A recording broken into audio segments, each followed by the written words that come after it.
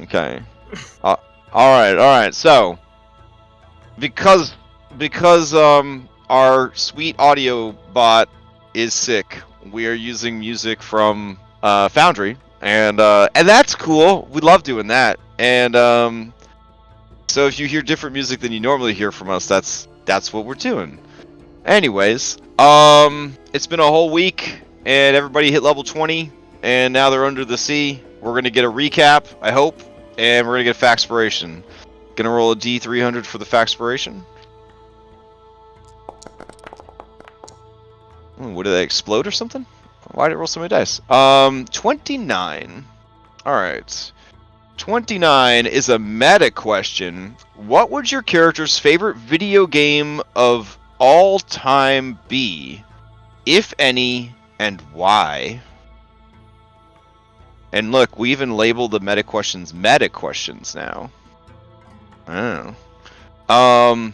Alright, so ruminate on that, because it's got a chonky D12 waiting for you. Wait, does it increase to a D20 at level 20? No, I wish. That'd be so baller. That wouldn't that be? We could house rule it. Yeah, let's bards get screwed so hard. For Kyra. We'll do it for Kyra. Alright. So if anybody wants a D20 that you can add to any fucking roll, go ahead and get ready to answer that question. Would anybody like to do a recap for last week to get a point of DM inspiration? I almost wonder if I need an extra incentive for the recap. What if the person that does the recap gets to roll twice in the roll-off to answer the Faxpiration? Oh, I was saying, like, maybe you could spice it up, do the recap, get a free feat, something like that. I mean, a free feat for the recap? Jumping Jesus. I mean, we're level 20, I mean. Wow. Alright, how about this? Whoever does the recap can also get a Faxpiration or an inspiration, their choice. I feel like they're always going to choose a Faxpiration, though. I feel like that's pretty good, because you are providing facts. Alright, so I'll throw it out there. If you wanted to point a DM inspiration or a Faxpiration die for the session, give me a recap for what happened last week. If no one feels capable or up to it, that's fine. I'll do the recap. Otherwise, you got like 5 seconds to roll a d20 to show that you were interested in doing the recap. Going once, going twice. Wait, oh? Oh. All right. Okay. All right, Cyrus. Take it away. All right. So, last time on Odyssey of the Dragonlords, do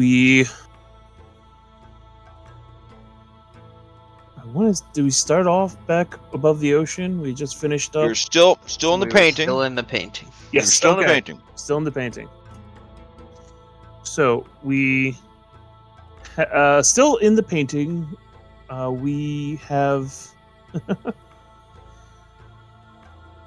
spoken with the Wolf Lord, and each of us had our own plan as far as how we spent the 4 years worth of time training our minds, bodies, and souls for the possibility. Some of us who have sparks, some of us for the possibility of getting sparks.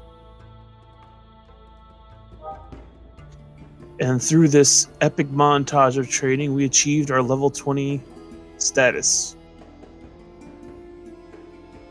From there, we, after coming to more of an understanding with each other, some grudges were patched between Astraeus and Philippocles, which was good to see. We, as a group, exited the painting, allowing the Wolf Lord, his dragon, and the Mistress of Blood to exit the portal as well, as they seemed very reformed and agreed to, after a tour, they weren't going to interfere anywhere, and that if they found they don't have a place in Aresia anymore, they would leave to wherever lands they wanted to go, but they would agree to leave this area.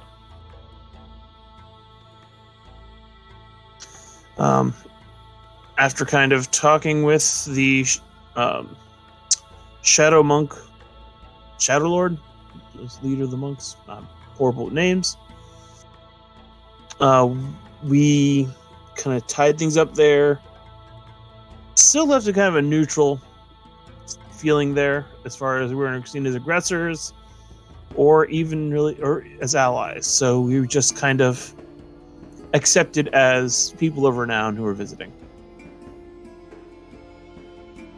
And from there, we headed out to the ocean to meet up with the above the sunken city of the Sirens, or supposed to be located. And thousands of ships were there waiting for us. All the Sirens who heard Anastasia's call had come to see and help where they could. We prepared ourselves. We got the Ultros, or not Ultros. It would put into a cool submarine mode, aka giant bubble, and allowed us to dive into the depths. Upon getting far and deep enough down, we encountered aquatic sirens and a almost primordial fish folk who were at war with each other. I decided to kind of try to interrupt their fighting by going in as a monstrous sea serpent, which, unbeknownst to me, they were all deathly terrified of and started trying to run away as soon as they saw it. Thankfully, we were able to talk to the sirens and convince them that we came in peace, with Anastasia as Queen of the Sirens above. That's what she's been called. Not my words. But it worked. And they are taking us now to meet their leaders. And we just entered the beautiful aquatic city, trying to figure out what we were going to do, because we didn't know exactly what was going to be down there. So we prepared for the worst and have been delightfully surprised. But who's to say what's to come? There's sure to be many challenges ahead in this episode of Odyssey of the Dragonlords. All right, well done. Great job.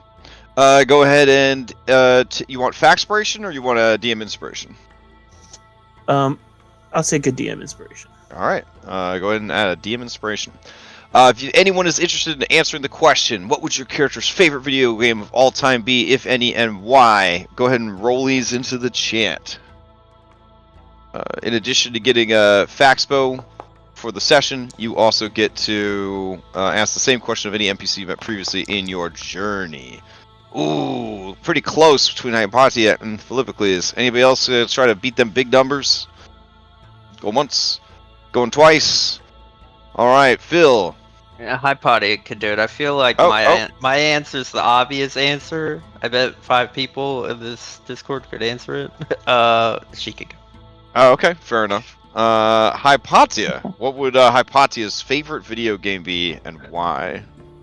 Well, she had really high hopes for the recent unnamed wizard game. Oh, okay. Yeah, but Yeah. I mean, a school of wizards magic, it's amazing. But really, it turns out to learn spells, all you have to do is just like move the controller a little and hit some buttons. And my God, it's so lame. There wasn't nearly enough reading, so super disappointed there. They missed their chance. Really, when the Wii was out with the motion controls and stuff, that's really when they could have done it. It could have really made something special. Oh well. All right. So really at this point nothing has dethroned Myst for Hypatia. Just a pure open world, no instructions, just wander around and figure things out. Oof. All right. To each their own. You may ask the same question of any NPC you've met previously during the campaign. Well, I think she would have to know what Chandra's is. Like, there's a multiplayer game we can play together. Oh, man. I feel like Chandra's would be a very big fan of simulations with lots of moving parts, lots of resource allocation type games. I think you might lose him harder than you lost him last time if you got a hold of like one of the Civilization games or something like that. Yeah, but yeah, I think for him there's a certain satisfaction because again he was a civic advisor, right, for many years, and then before that he advised an actual god who had a pretty fat portfolio. So I think for him it's always engagement in as many moving pieces, as many moving parts as possible. So any sort of game like that, yeah, I think that would pretty much be his genre of game. So I don't know if that would be a good or bad date night game. I think it might get very heated, very competitive. Oh, it really would. Yeah. Those games get pretty cutthroat. I still remember hot seating a 6-man game of Heroes of Might and Magic. I forget which one it was. Might have been 3, something like that. It took us the whole fucking day. We were playing D&D while also hot seating. You want to talk about nerdy stuff? We were playing D&D while also hot seating a single console, single computer game where you couldn't peek at the other people's armies and stuff like that. It was ridiculous. Anyways, yeah, that would definitely be a game that he would be into. So any sort of Civ or Civ simulation. All right. So with all that answered and everybody caught up on what happened last time, we will journey to the depths of the ocean, into the city beneath the waves, where the queen of the sky sirens stands before the king of the sea sirens.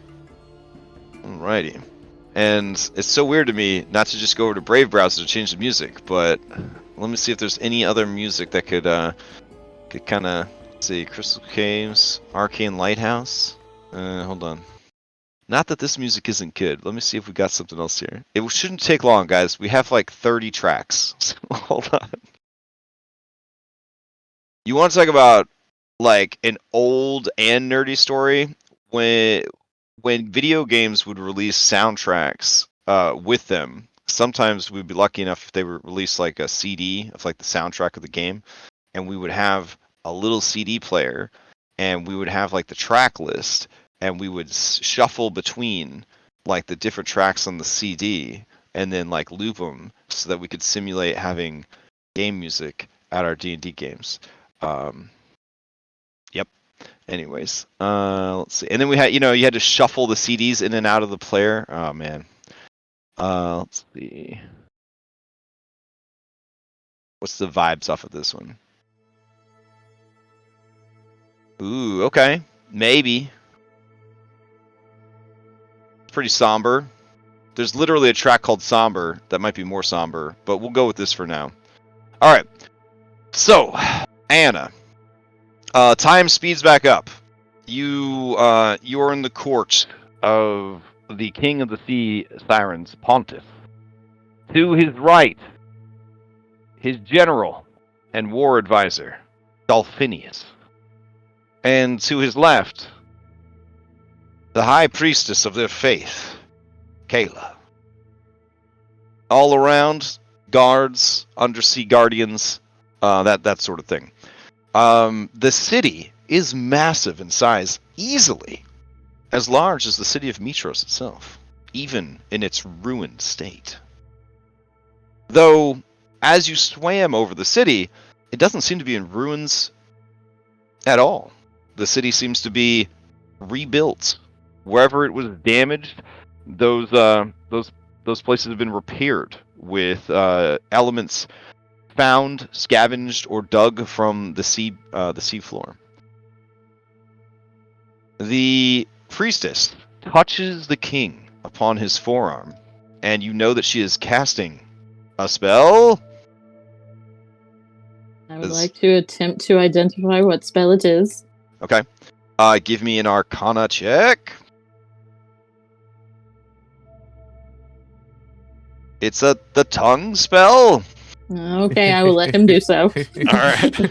Thaumaturgy. It's just I cantrip, guys. counters, but I'm kidding. Yeah, counterspell and Initiative. international political incident. Alright.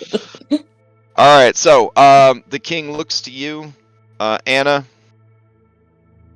and he says, "Greetings, beautiful queen from the surface.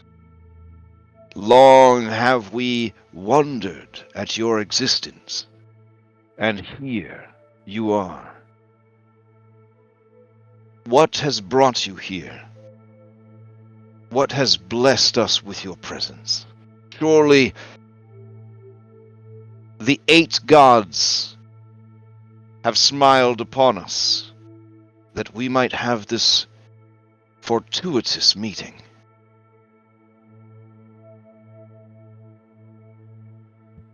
Share your delight. We, up above, we had all but forgotten. But we always held on to faith that one day we might be able to find it again, that it was taken from us. And I come here for you now to offer an alliance. With the hope that maybe the sky and sea can become one once more, as it always was before Sydon took that from us. Quick pause. Anna, things seem to be going well, really well. Too well. Hypatia and absent Reset, you can tell that her words have made Kayla curious, have made the king ponderous, and have made Dolphinius angry. All right. The final boss. Anna, you can continue if you like, or pass the tennis ball back across the table. I find myself in awe of the city and how well it's been maintained. Yes. Has Atalanta told you our history? No, but that's why I am here, to find out what is true, to separate the myth from the reality. It's got funky spy vibes now. But I am troubled by what the first things I've seen. I see your people in a pitched battle with your people, and she'll correct herself, our people, in a pitched battle against strange foes.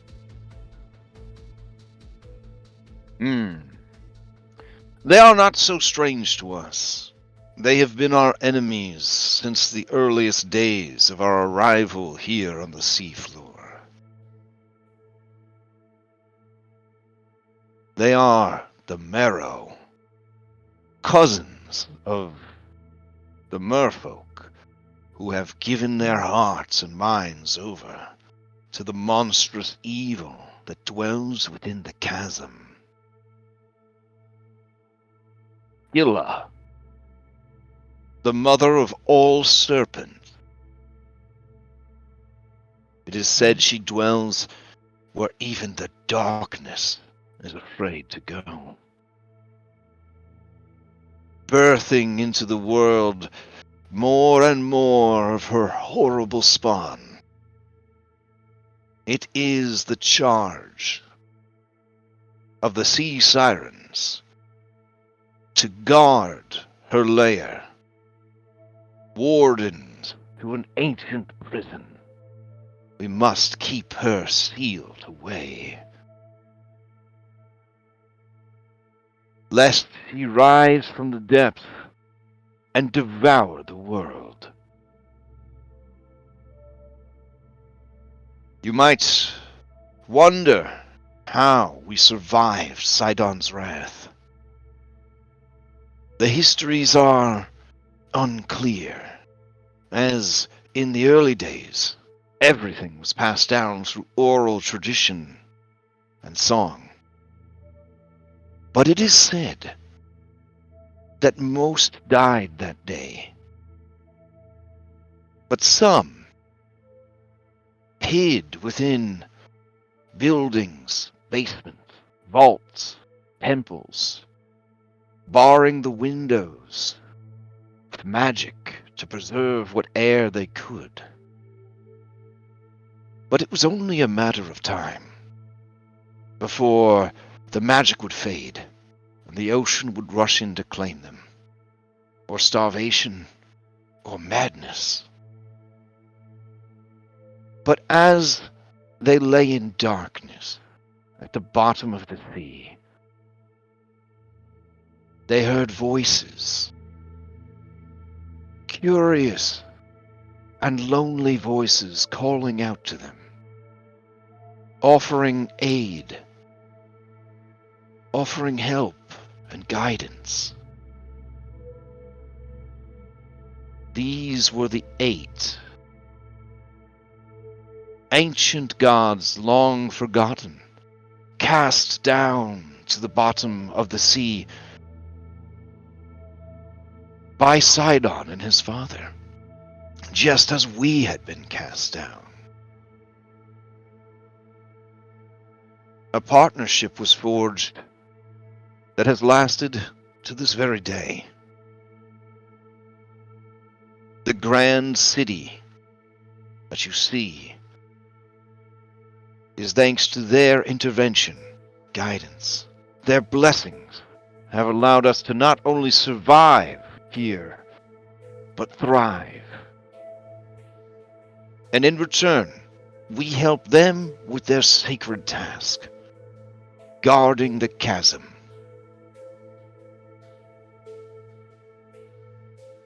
Over the many centuries, millennia, we have been curious about the surface world, but all who have left to explore have never returned. You, all of you, are the first beings from the surface world to ever come to our city.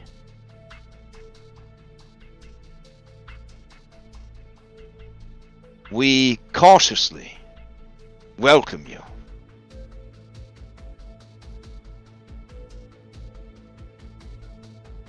Do you need anything from us, Queen of the Sky?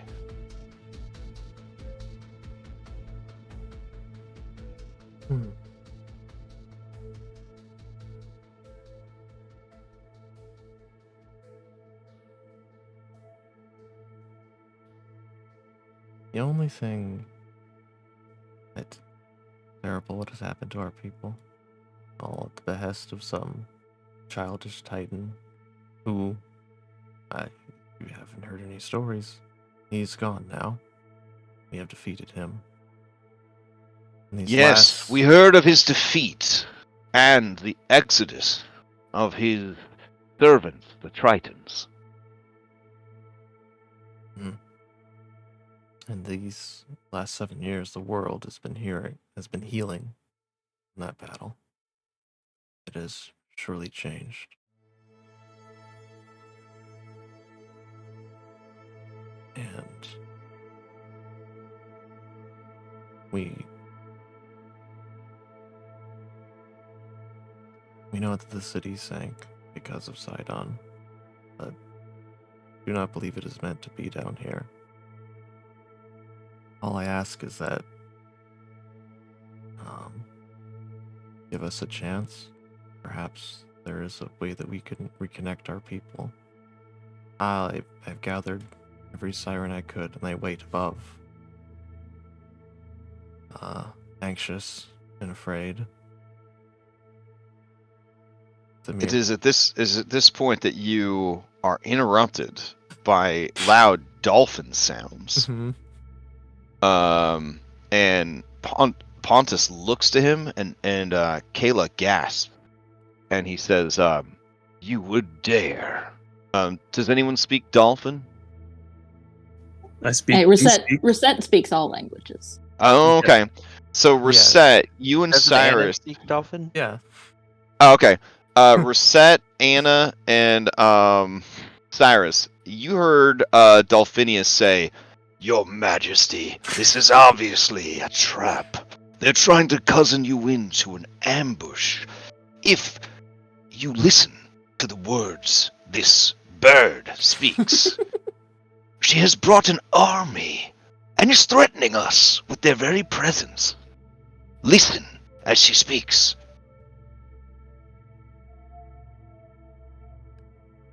Pontus turns to you and says, "My apologies. Dolphinius is the mightiest warrior of our people. He and his ancestors served in the Dolphin Wars over 2,000 years ago. For his valor in battle, he was granted immortality by Kentimane himself. But he has trouble not seeing war everywhere he looks." Then you see Dolphinius straighten up, and like he turns his like beak away, or his no, whatever the fuck the dolphin Nope. nose is. Yeah. Yeah, his nose, and just goes, "Huh." I'm sure with all that age comes great wisdom. You're lucky to have such an advisor at your side. But we need not make any decisions now. This has been merely here an hour. I'd wish to learn all about your gods and this prison you are wardens of.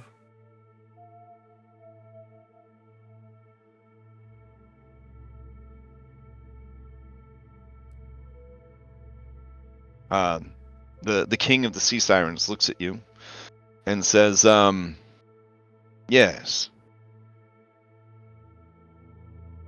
I would learn of you as well. Why don't the three of us," and he motions to Dolphinius and Kayla, "show you around the kingdom?" I would be delighted. You yourself would take such time, and I'm sure you're very busy. Dealing with these marrow, as you call them. This is a special occasion. You are not merely some undersea nobility who has come to talk trade. No, you are something more. And I would very much like to learn as much as I can of you and your world, and ensure that what you are learning about ours, the right information. Alright, I'd send over the telepathy. I'm like, alright, I think we're going good so far. Let's learn about these gods first before we take any action. Well, to see if that matches up with what Hades told us. Then, I don't know. This is gonna be a hard sell. Well, I think what we do, right? Because it's really important here that we have good relations and that they know who we are. I'm filling up motions to Hypodion himself. And he's like, so what we do, they gotta stay down here, right? Because they have to guard this prison. Because there's ancient beings in there or whatever. Let's just go kill that thing so they don't have to guard it anymore. That seems obvious, but how can I ask this entire people who have made a life down here to just get up and move? We'll see. We'll see how it goes. We'll workshop it. And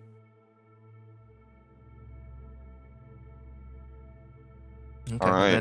then Yeah. While you're discussing this, Reset, who is not here, and Hypatia, you hear a heated conversation between these three.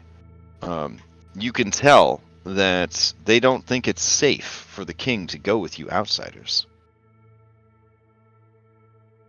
Whether they're trying to keep the king from you guys for political reasons or for his own safety is unknown.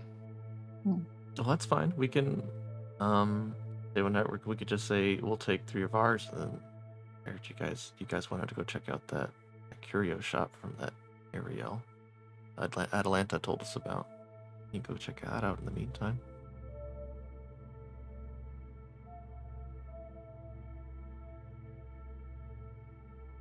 I feel safe enough to go by myself if I need to. Well, Karis is by yourself. I'd like to accompany you. If they're worried about, Valor.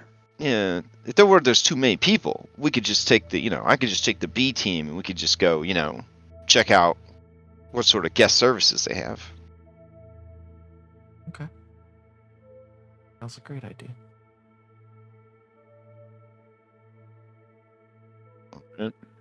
Just Anna with her sunglasses. Does she need to wear the sunglasses down here? Nah, she just likes them. Alright, so the B team is going to roll out, and the rest of you, the main 5 as it were, will travel with them. Alright, sounds good. Alright, so they have 2 of their knights, sort of escort, and an octopus. The horse mounts are fucking Atalanta will join you, as well as the king and his 2 advisors. Alright. As they approach, Kayla, priestess of the old gods, touches Dolphinius. She's casting a spell. I'll identify what it is. It's tongues. Okay. Okay. Dolphinius says, "Greetings. My name is Dolphinius, though I believe I have already been introduced. The pleasure, Dolphinius. You seem a strong one who has seen much battle." You as well. I'll go to shake his fin. Okay. You determine that he has a 27 strength score. Nice. Pretty good. You see the muscles in his fin flexing as he grips you in a son of a bitch handshake.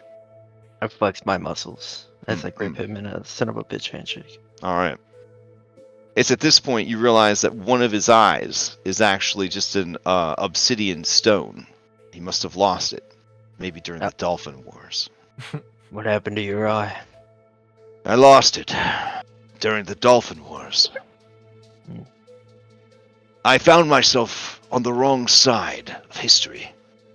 I defected from my own people and joined the good aligned races of the thieves, fighting back against the dolphin incursion. Are there any dolphins on the surface? Some that just, flip around the surface, but... So there's none ruling your cities? Enslaving No. your people? Of course not.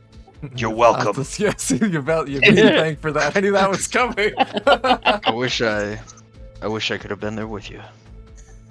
Be careful what you wish for. There's an island called the Island of Time. It has time anomalies. I've been there. That would be a terrible, terrible wish to come true.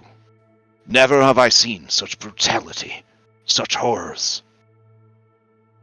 I hope to never see such things again. We saw a few dolphins in hell.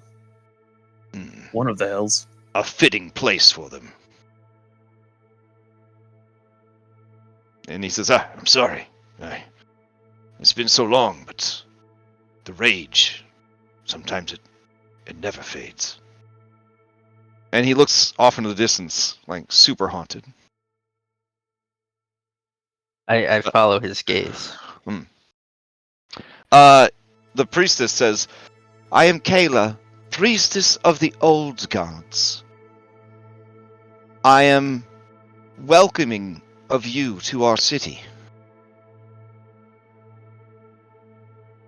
And these old gods will on our tour. Might we be able to see their temples? I have an academic interest, You can do more than that. They dwell within the temples and freely allow petitioners to visit them. Well, we would certainly love to meet them. Most certainly, it would bring us the most pleasure and joy to show them to you, outsiders. Shall we begin the tour?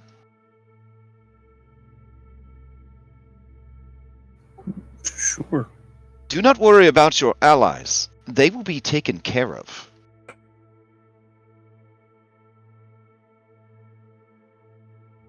And Fine. Dolphinius looks over at her, and he looks at you guys and says, They are not in danger. Yet. Well, I'm not too worried. They can take care of themselves. These are a hardy people. But you seem to be cut from a different... seaweed. Forgot to research my under the sea terms, but that's fine. No, I think you do great. It happens every few years. We got to go under the sea. Apparently, that's how fantasy works. So, all right, let's go to the. Phil's gonna open up his bag and he's be like, "May Huh. I offer you a delicacy from the surface? Cheesy potatoes." I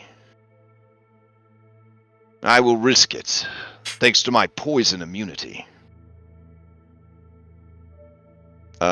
He gobbles them up, and I even went to the trouble of making a dolphin soundboard that I can't use because the audio bot is busted. Oh no! He makes some very happy dolphin sounds as he eats the cheesy potatoes. The same happy sounds I made when I had cheesy potatoes at Mission Barbecue last Friday. Hot damn! If you like cheesy potatoes, head on over to Mission Barbecue. #not sponsored. It was fucking good. It was really good. I had actually never eaten at Mission Barbecue before. Really? Yeah. I don't even know what it is. It's like if you're military or barbecue former place? military or you're a police or firefighter, I think you get to eat like either for free or like super discount, but it's like What? it's like a barbecue place, but the theme is A mess hall. somewhat toxic nationalism. Like they had us stand up and do for the Star Spangled Banner at noon on the dot. So it's a little weird. It's a little weird. But the food was really good. So Yeah, it was started by a retired military. That's yeah. And our area is like heavy military, so that place make buku dollars. It does really well for itself. But yeah, it was delicious. If you get a chance to eat there, definitely check it out. All right, so I'll take you guys to the city map. Let's see. I'll get rid of your B team for now. Did I say get rid of? Hold on. And then let's go back to the seat of power. For some reason, it didn't copy everybody. Let's try again. All right. And then I got to boot up my tour guide, aka the published adventure. Let's see. So exciting to do published adventure stuff again. It feels like it's been a hot second. Let's see. View, page display. I'll express my concerns to Patty about these old gods. Oh yeah, do you have some concerns? Over them. It doesn't seem like she's over there. About the what? Sorry. Kayla. Oh, she started to gotcha. describe these old gods and how we'd be so happy to see them. Hypatia, you Yeah. realize that she is not using a tongue spell like the others. So her common is coming through a bit messed up because she may have never had an opportunity to speak it aloud. She's practicing. Okay. People do that sometimes. Yeah. But yeah, the others, the reason they come across perfectly is because they are under the effects of a tongue spell. I'll just tell Anna, yeah. well, yes, they're either going to already be a problem or we're about to make them a problem. So Okay. just be on your guard. Okay. I'm all down for killing other gods, but Yeah, it's a lot of maybe gods. not they in the told middle us of the about. city. Yeah, I mean, Oh yeah, no, this is fact finding. yeah. We'll make a plan. Don't worry. We do good plans. Well, guys. what are we gonna do if we come across the God Eater? Wouldn't he be here? God All right, Eater? so- That's Crocus. So we're gonna use Bullbug to represent your journey through the city. All right. Okay. Excellent. All right, because this particular server doesn't have a map marker for some reason as an actor. All right, so area 1, where you are right now. This is Oh, we're not on the map Oh shit! Really? Okay, hold on. Thank you for letting me know. All right. So Area 1, where Bulbug is currently swimming, this is the Merfolk Palace. Not the Merfolk Palace, sorry. This is the palace. Rising up above the surrounding structures is a magnificent palace. The high walls and circular towers on each corner are covered with multicolored coral, carefully groomed and tended so that it grows in a pattern that forms a peculiar symbol. A pair of crossed tridents above a giant squid. The iron gates of the palace are open, but of course, heavily armored sea sirens stand guard outside to dissuade anybody from entering without invitation. You've already seen all that. Let's see. You met Pontus. Good stuff. Moving on. Let's see. All right. So Area 2 is a residential district. So you can see that the construction of the buildings, as I mentioned earlier, they try to retain as much of the original architecture as possible, but they have replaced and repaired what was lost with stone from, the ocean, coral that has been grown and tended, massive seashells, things like that. Sandstone of particular density, all that goodness. Bones of massive sea serpents, that sort of thing. You can see... Oh, let me move these peeps over here, because this is actually also where residential has some commerce as well. This is where Ariel's deep sea emporium is. She's a deep sea junker and magic broker. I don't know if you want to go shopping with the king of the whole city, but you do note, and that is pointed out on your tour, that let's see, Kayla, Priestess of the Gods, would say, if you are hoping to make the commerce, you can do so in our district of shopping, but of particular interest to you might be the one known as Ariel. She has an obsession with the surface world and other cultures, and is an avid collector of such things, as well as items powered by the arcane and divine. She is always on the lookout for trade. We will definitely look to stop in there a bit later on. We don't want to, of course, take up your time right now. Of course. Now, on the outskirts of the city, you can see our coral farms. These are used for the harvesting of oceanic animals and plants, which we consume to live, and also transform into goods. And as you look out into the coral farms, they go off into the far distance, and you see tall, delicate towers of coral rising up from the ocean floor, shaped and sculpted into evocative designs. These colorful growths resemble beautiful meditative gardens. And you can see all manner of sea sirens and what looks like nereids, which are sort of deep sea nymphs, are out there as well. All right. Let's see, and then okay. So over here, this is the Oceanid district. Oceanids are nymphs who live in the ocean. They live with us, but apart from us. This is not out of a cruelty on our part, but out of a restraint on theirs. They find our species irresistible.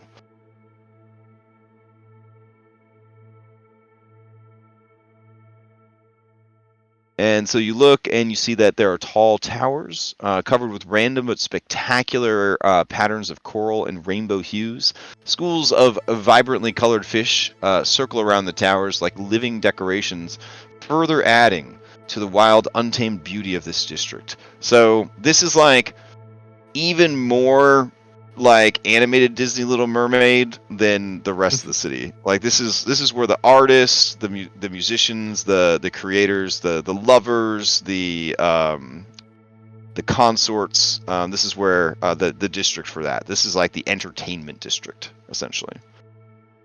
And then let's see, Area 5. Within these trenches grow our kelp forest. This is where we get the fibers needed for textile industry. They also serve as a source of food and vitamins. It's about as exciting as it could be, hearing about kelp forest farms. But towering stalks of kelp rise from the dark fissures that divide the city. The thick vines and wide, flat leaves wave gently back and forth with the shifting currents, almost as if beckoning you to answer. But on closer inspection, you can see the densely packed aquatic vegetation has tangled together, forming a nearly impenetrable curtain that might obscure any dangers lurking within. And she says, kelp farming is one of the most dangerous professions. That is because creatures like the marrow will swim up from the chasm's depths and use the kelp forest for cover and ambush our farmers.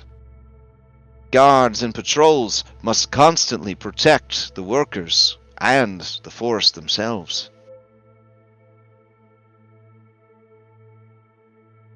Then they take you all the way to this back end of the city, and she says, "Do you see that dark place over there? That is bathed in shadows and very creepy to behold." And then I guess there's some art I'm supposed to show you. Hold on, of how spooky it is. To entice you. Ooh. Yeah. She says, that is the Forbidden Shrine. And as you peer off into the far distance through the shadowy, murky water, you see that this opulent shrine is surrounded by golden statues of winged sirens. In contrast to the surrounding restored ruins, it appears to be in pristine condition, as though it was never damaged in the fall. Even from this distance, Anastasia, you swear that you can hear the faint sounds of beautiful singing calling out to you from inside the Forbidden Shrine. Why is the shrine forbidden? Oh, because it shatters the minds of all who enter it. For safety, then. Of course. And there.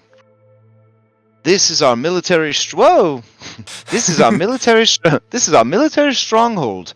It used to be the possession of the Marrow, but we took it from them in a tremendous battle and were able to use it as a place of power overlooking Chasm. So the Marrow are once your allies? Yes.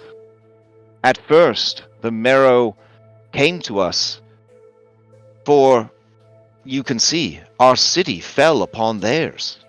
They were angry at first, but saw us as potential allies. Soon we realized this was a trick. They sought us as slaves, or soldiers. They wanted to free Gila from her prison. They wanted to bring destruction to the world. They said that the 8 gods were the key to freeing Gila, and that we must help them rise up against the 8 gods but we would have died without their aid. It put us in a very difficult position. In the end, we chose our saviors over our would-be rulers, and we routed them. And it is at this point that you see, especially around the chasm, that there is a mix of this ancient siren like city and like a more warlike kind of primitive aquatic based city that is almost like a mashup where the ruins of one and the ruins of the other in some cases are patched together with living coral to make something wholly new and unique.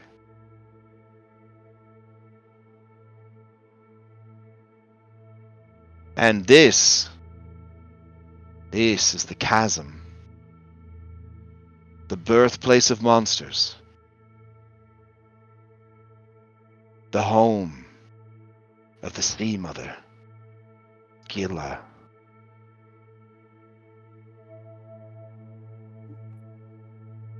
Now, So is Oh. she the only thing down there, or is anything else imprisoned with her? Well,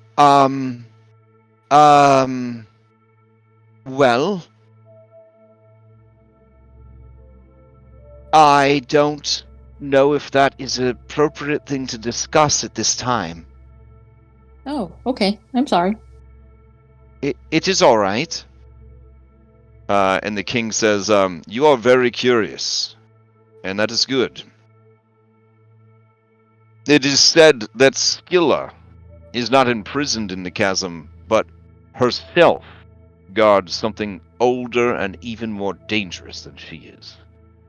Ah. It is for this reason that we and the 8 gods have not destroyed her entirely. 1, I don't know if we could. And 2, I don't know if we should. Sometimes things are left in balance for a reason. Sometimes a cycle must be maintained. There is an order in all things.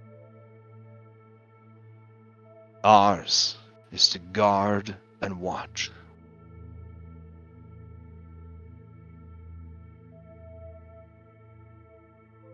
Well, you've done it very well so far. How have these 8 gods displayed their divinity to you? Oh, through many gifts and boons, they have helped our ancestors adapt rapidly to the undersea world, taught us powerful magics, and even, in some cases, lent their divine lineage to our people through relations. You will see for yourself their great divinity, for that is our next stop. We are a very religious people. The entire eastern part of the city is dedicated to the 8 gods. And that is the temple district. I agree. Religion Agree. is important.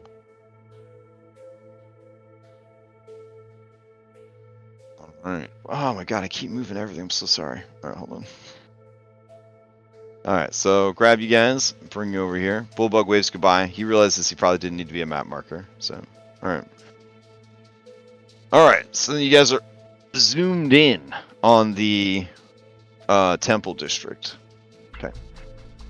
And the priestess says, each of the 8 gods stands equal to the other. As our guest, who would you like to meet first? You can speak with the Arcane Empress, the Great Hunter, the Lord Strategist, the Moon Maiden, the Mother of the Sky and the Sea, the Fish King, the Divine Revelry, and the Pathfinder.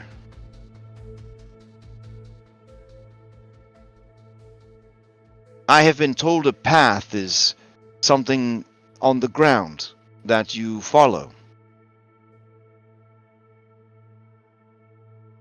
Is that right? Well, it can be any sort of, way. It could be a tunnel through coral or anything like that. Like a current. Yes, it could be like a current, absolutely. She seems pleased that she got that colloquialism. All right, which one do you want? Do you want her to take you to first?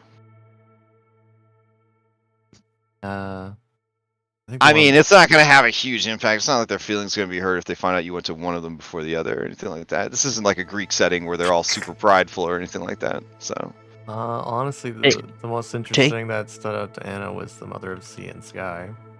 No, that's the one that'd be my choice. Okay. Can't go wrong by going to the mother first, right? Okay, that's pretty respectful. Okay. All right. So when you say that, she says, "That is an excellent choice. You're very wise, Sky Queen." And you know you're wise because the adventure labeled this one number 1. Oh, right next to us. How about that one? It's very close. All right. Can't wait to see the 8 different temple maps you've got laid out for us. Oh, it's both impressive but also kind of not. All right. So you go to the temple of the Mother of the Sky and the Sea. You see that the temple is a tomb. Grand pillars run floor to ceiling, and they all seem to have a very ancient Thylean vibe to them. Hypatia and Reset, who is absent, with your incredible knowledge and education, you know that this sort of style predates even the Gaigan Empire. Ooh. But it influenced all architecture that was to follow. I'm going to immediately pull out a notebook and just start making some sketches. Underwater? I'm Magic. You have underwater pillars? The abundance of don't make her waste a wish for that. There's the abundance of skulls and memento mori and all that are impressive and perhaps for some disturbing. And Anna, you do see that there are what appear to be these are statues done in the imagery of skeletal sirens, sky sirens. Yeah. But they have no bird-like features or bones other than their wings. But each one only has one wing. Oh, biblical. Okay. Yeah. Wow. There is a tree dominating the far wall of the temple in front of a wall of skulls and memento mori. The tree is made of bones. Wild shit. Whoa. Are these like fingers? Yeah. Yes. Yep. Yep. Praying at the altar is a beautiful woman whose features are very traditionally Thylean. She has curling horns similar to Reset and Katya, and Chandris to a certain extent. She has 4 angelic wings growing from her back that at first could have been mistaken for a feathered cloak. Her hair is, at first, it looks like it's made of seaweed, but it is just the color of seaweed. She is tall, and she is beautiful. Phil, a connoisseur of beautiful beings, this is one of the more beautiful women that you have seen in your journeys, and you have seen a lot of them. Everything about her is matronly in nature, And not like the dangerous goth girlfriend dom mommy vibes of Lutheria, but like a more comforting, safe Yeah. sort of aura. Yeah. Phil says telepathically, I'd call her mommy. Phil, what? So Oh, wait, did I broadcast that? My bad. The woman finishes whatever ritual she was performing, and she stands, turns to see you. Her arms spread, as do her 4 wings, which is unusual since everything is still underwater. And in a voice clear that resounds in your minds, you hear her say, "Welcome. Welcome to my temple. I am the mother of the sky and the sea. But you may call me Mother, if it is easier. You are from the world above, a siren of the sky.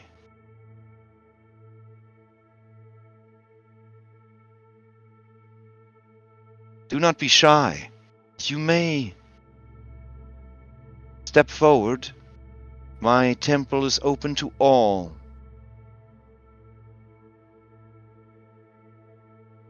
Quite the deck room. These are the bones of my petitioners, both before and after.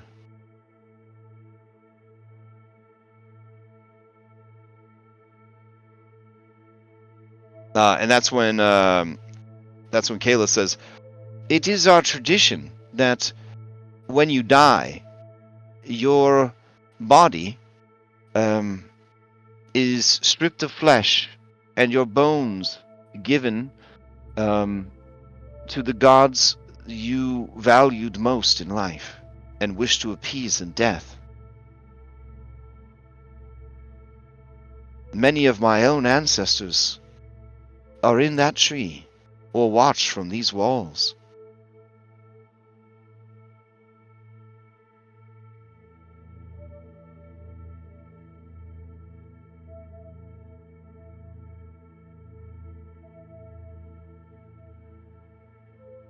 I have heard on the surface there are many trees, and they are not made of bones. You are right. Here, all trees are made of bones. These and our corals. Because I guess corals bones, right? It's like dead animals. Yeah.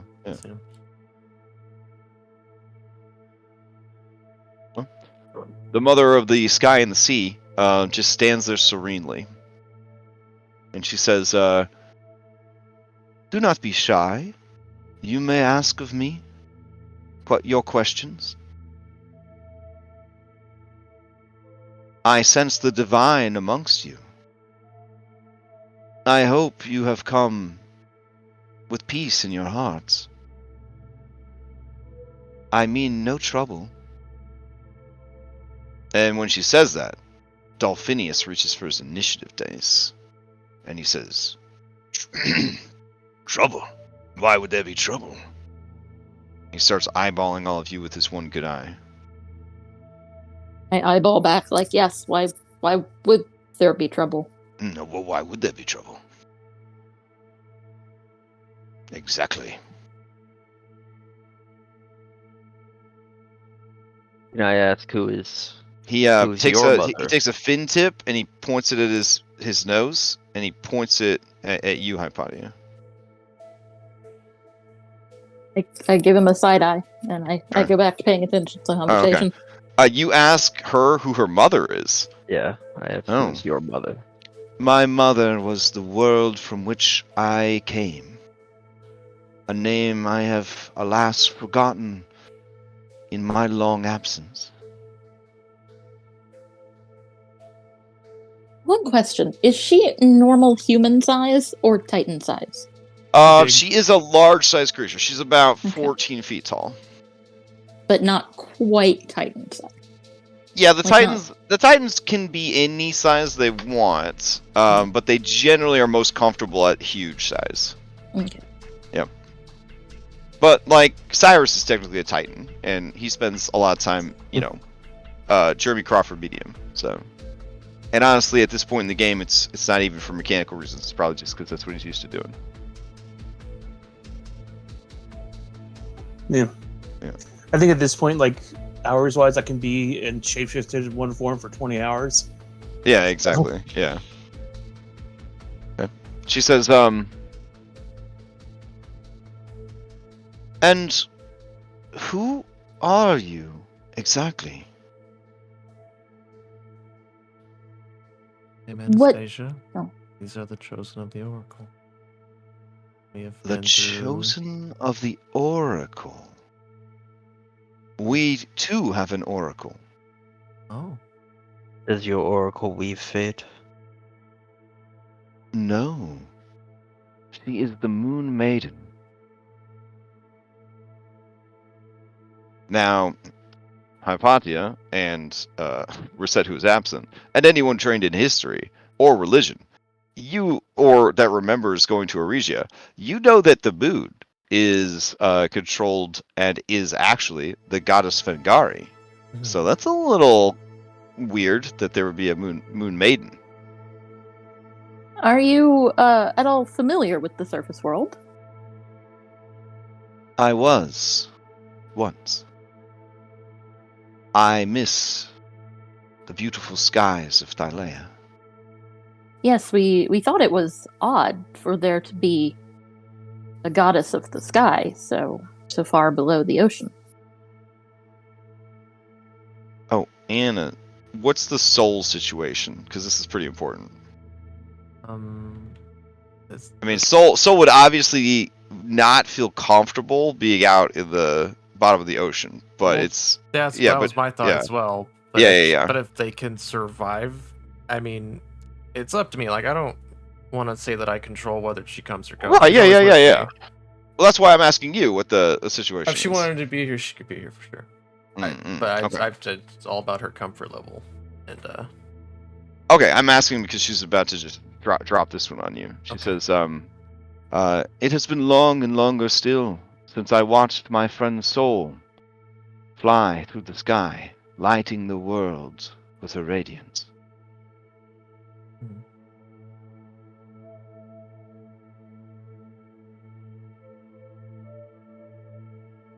I turn and stare pointedly at Anna. yeah. Just want to ask Soul if that's true. I mean, what does Soul remember? She says, her memory's hazy. I remember now. Okay. Well, yeah, obviously Anna perked her eyes up at that. I'm not very good at insight, but I want to insight that statement if possible. Sure.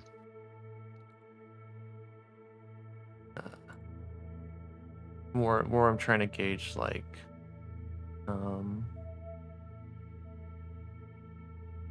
deep that sorrow is, if there's any.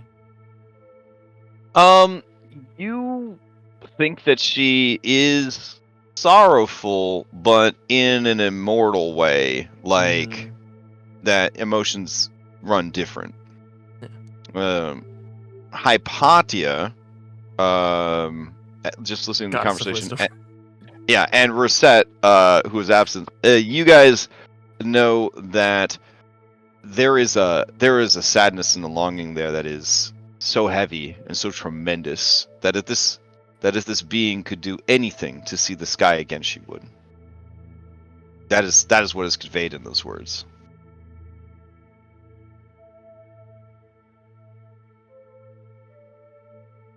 It's like she called herself mother of macaroni and cheese, but then she only got to eat macaroni for like a And very hot long water. time.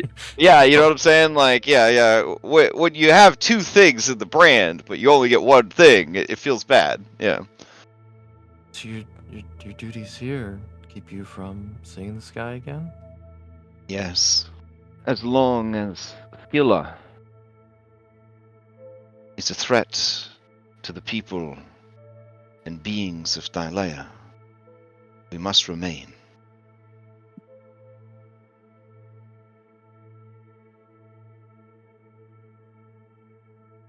You ever Is- meet Thylea Meet her? before she slept? That would be impossible. She is the world. I have met her, as all have.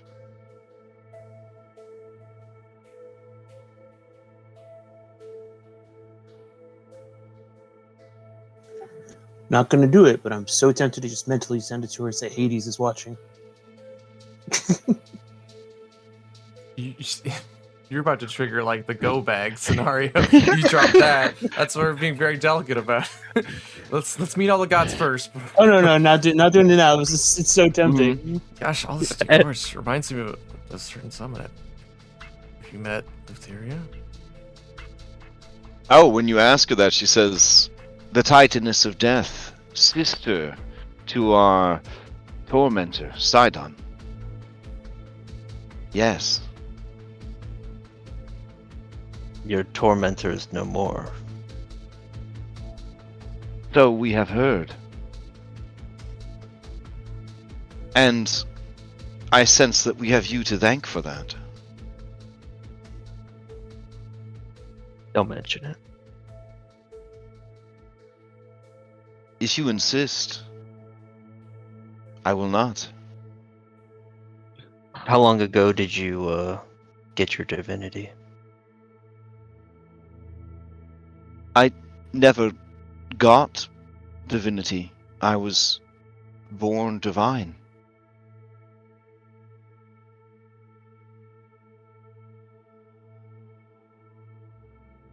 No, we've had enough dealings with extraplanar entities. Would that trigger maybe that they aren't actually gods? They're just celestial. I mean, you guys have definitely done enough traveling and seen enough things that you guys are confident this is a celestial being for sure. Mm-hmm. Yeah. Now, the concept of God is pretty broad, right?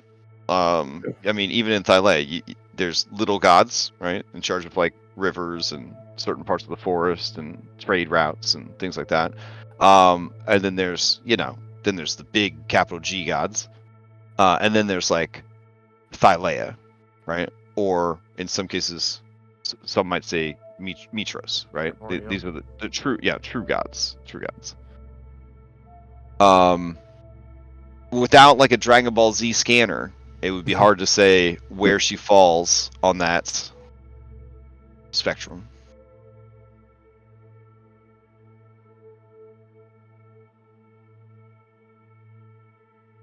Were you familiar? Well, are you a blah, blah, blah, sorry, I didn't mean to interrupt, but Cyrus, aren't you a champion? Because don't all fighters on our games get both things? Oh, no, I took the old. Remember, I took the. Oh, okay, you did the thing that got all the. You were like the previous generation. Okay. Yeah, Right, never mind. Because I think champion fighter has the Dragon Ball Z scanner built in. Yeah. as one of their abilities. Okay. No, it's a Fighter Classic, so I get the Indomitable and all. Oh yeah, no worries. Okay. So she's so she's just kind of chilling there, but she's definitely taking in your measure. Would anyone like to use a deception or performance to hide their measure from her? Or do you just present as you are? I have no other way to be. All right, fair enough. I would like to show all my strength.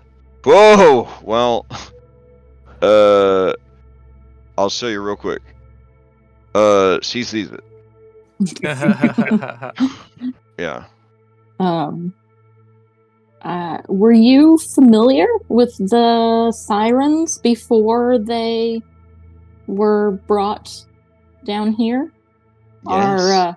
Our brethren, I point at the king and the others, they thought it had been so long, they thought the sky sirens were a myth. Yes. We were familiar with them when they... Yes. Yes, we were. It was heartbreaking to see our own creations cast down as we were. That is why we did whatever we could to save them. You're saying you created the sirens. Not me alone. We are equals in all things. That's not very godly. It is not very godly to work in harmony and unison with your allies.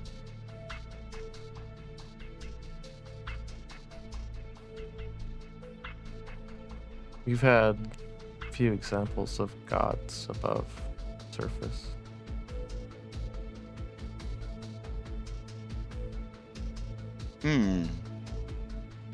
Very rarely does a god survive on their own. That is why pantheons are formed, for mutual protection.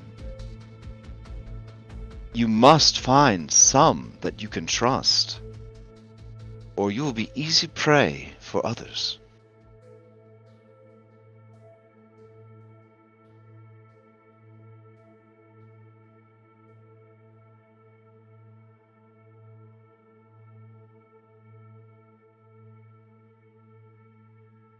What were they like? She kind of looks at the two statues of the skeletal sirens without any bird parts, and she says, "They were made to be perfect, beautiful, tall, muscled, skilled artisans and performers, and warriors, able to fly through the skies, the embodiment of freedom and beauty."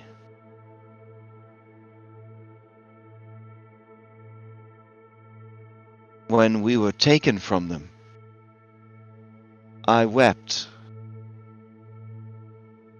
I wept for a very long time.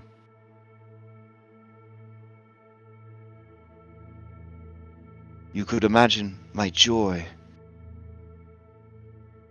to be reunited with them, despite the sorrowful circumstances.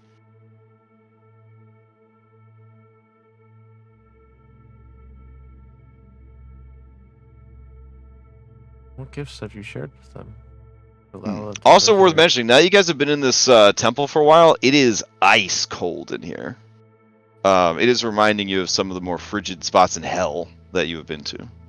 The fact that the water itself hasn't frozen over is just a testament to, I guess, the divine magic of the place. But it is, you know that if you stayed here too long, you know, it would be too much unless you had resistance to cold. So what was the question for? I'm I sorry. totally forgot.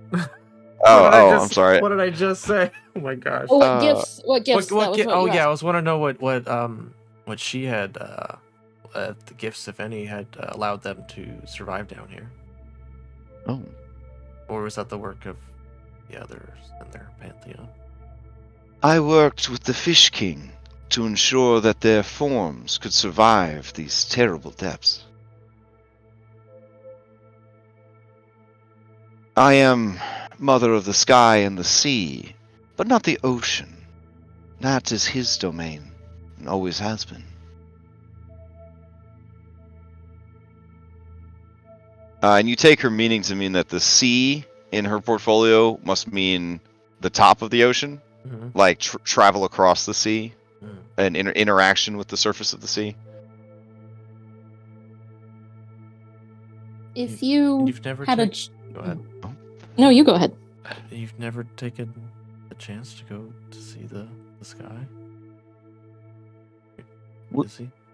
We cannot. We are bound here by Thylea's rules. You've made an oath. Did you make an oath? We were never Was- given the chance. Patty and I say that at the same time.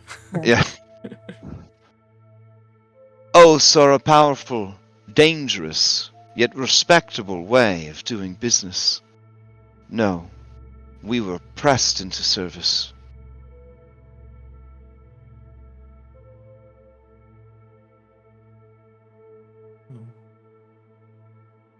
I would assume by Thylea herself. For is not Kentimane her will made manifest?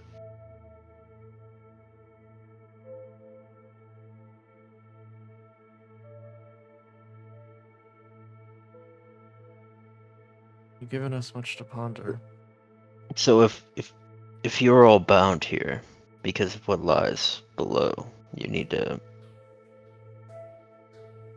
keep it there. Why not just slay it? When you say that, Dolphinius grunts in appreciation. But the priestess and the king both gasp a little bit. And the priestess says nothing because, fucking God's right there. But then Mother of the Sky and the Sea says, "It is not our place to do so. The same magics that bind us here prevent us from hunting her. She knows that should she ever try to leave the chasm, we will stop her. But we cannot go to her. She must come to us." Phil's gonna ask Hypatia telepathically, is she telling the truth? I can attempt an insight, Yeah, go for it. but I suspect she is. That is an advantage. She is telling the truth, to the best of your knowledge. I will advise Flip, please, that yes, she is. Do you wish it slayed so you can be free of this place? I worry what that could mean for our people. They have become accustomed to a certain way of life. I worry that the death of Scylla might rob them of a certain sense of purpose.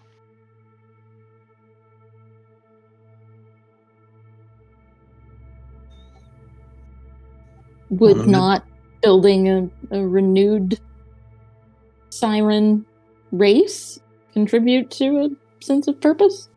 Her mouth, her jaw, like tightens and begins to shake a bit, and you see, a storm of emotion across her face, and she says, "Long have I dreamed of such a world, where the children of the sky and the children of the sea might be united, might build something new together. It is too wonderful to dwell on for long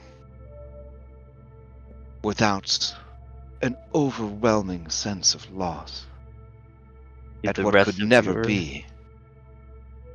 Do the rest of your pantheon share the same dream? I do not know the dreams of my allies. That is not my place. You are, of course, free to speak with them.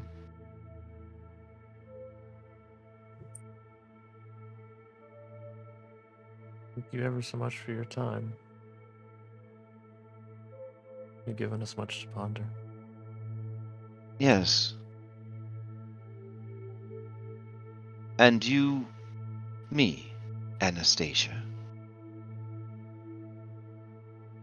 Didn't say my name, did I? Oh, Oh, I you did. started. Yeah, I did. Yeah, I you did. I did. started. You Yes, I did. did. Yeah. Okay, just making sure. Well, she insight double 20, so it's She says, when you she says, roll 2 20s, you learn the name. Yeah. Nah. She says, now, your ally told me not to dwell upon it, but I cannot help but feel gratitude for the destruction of Sydon. I would offer any who are interested my boon in thanks. I'm always interested in a boon.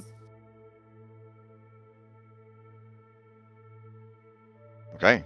Well, she steps forward gracefully. Some Valis vibes there for sure. I'm gonna look around. Really? Nobody else?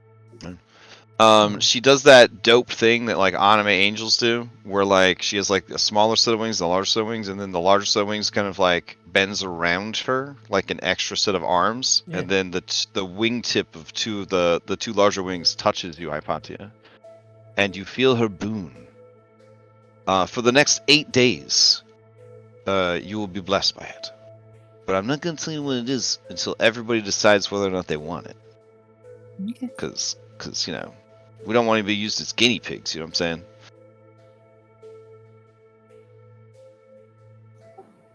Mm-hmm. In our experience, a god they could give you a boon, but just as easily take it away. Well, for example, you wouldn't want a boon of Nurgle, right? Probably not. Probably not, right?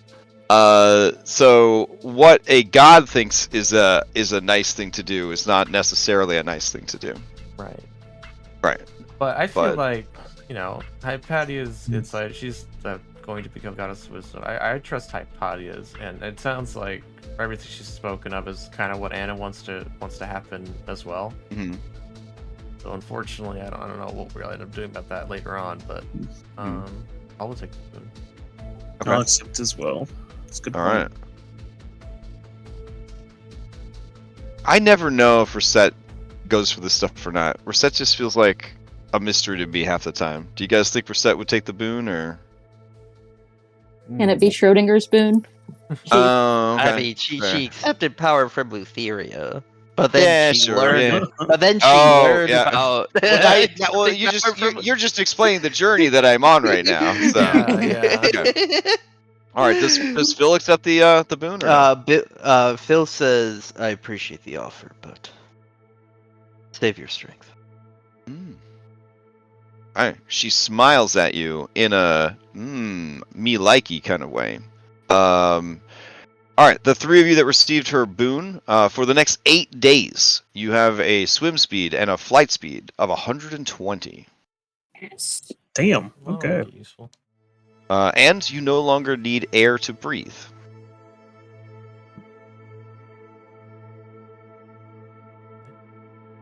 Make it getting around much easier. Thank you. Oh yeah.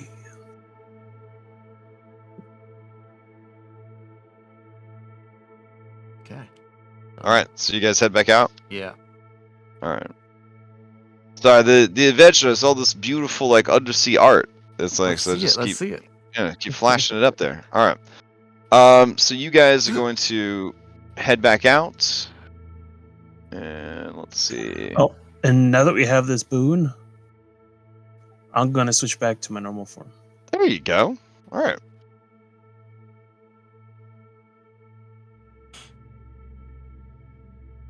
There we go. All right. As you leave the temple, the king says, "What an intense experience! I am impressed. You must have great power, that she would speak at such length to you and so openly. She is a great mystery to us, often reticent, for decades at a time." Travel far and long. Spoken to. He seems very sad. She was both delightful and intriguing.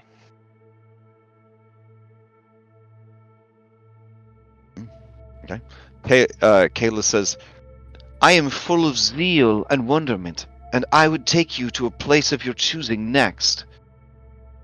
Also, strange creature, I like this form better than the other." There's of webbed. I guess because of the blessing, I'll have like webbed feet and stuff. This is a dog. No. Yes. No. No. It's, you I say mean, no. There's definitely some dog in there. This is a bear. Close enough. It is. It's a Cyrus. Don't let him confuse you. He's not really one of anything. Ah. And One of many things. I'm gonna, as we walk to the next temple, I'm gonna minor illusion some dogs and some bears and some lots of animals. Oh, okay. Yeah. Do you do a speak and say situation? Yeah, yeah. Okay, I so can she do it. I can do it. Yeah, I'll make the noise. Yeah. We'll do she like- boops their snoot and it goes like that. Okay, yeah, got I have it. minor illusion too. All right. Is it dealer's choice, or do you have another one you'd like to go to second? Not that they're Greek, not that they're Greek themed gods that are gonna be petty about who you chose second. Yeah, I got a plan. I'm gonna tell the priestess, take us to the one you would have us see next. Oh.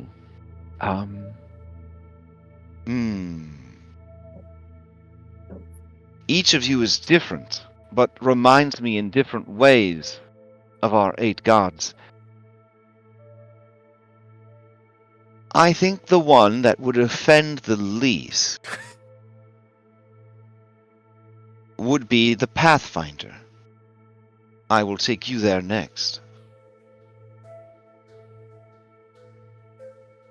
Let's walk the path.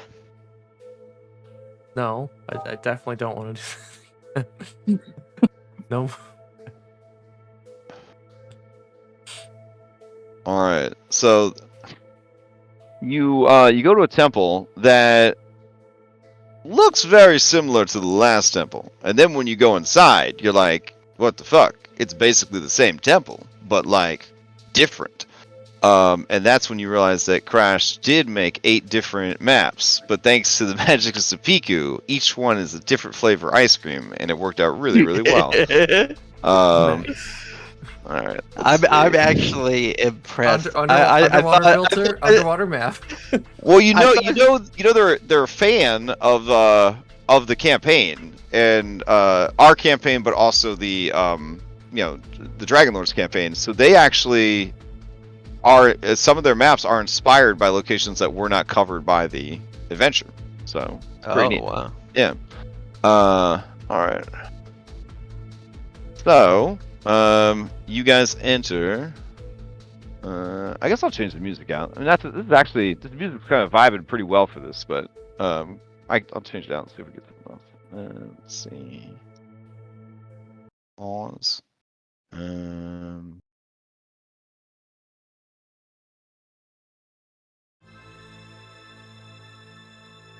Oh my. All right, hold on. I'm kind of into it. We're getting there. I'm kinda into it, He's but- playing a harps organ, underwater pipe organ. Nope. That's 2-bit tune. It's 2-bit tune. We might be just stuck with that for the rest of the night. I really don't have a lot of like. for Look, the it's working. It's fine. Yeah. All right. We'll go back to it. If we get sick to it, we can just mute it and play our All right, music. fair enough. All right. So you guys enter the Temple of the Pathfinder, and as you swim into the temple, all color drains from the world, and you have PTSD flashbacks to the path that you walked. It is identical in every way, except the cold here is present but not unbearable.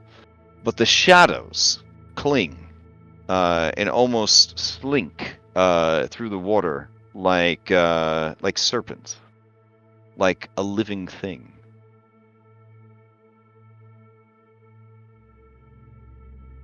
Looking around, it does not seem that anyone is here.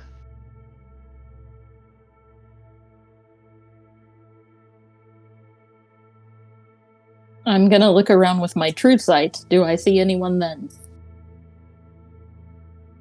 Ooh, nice. Okay.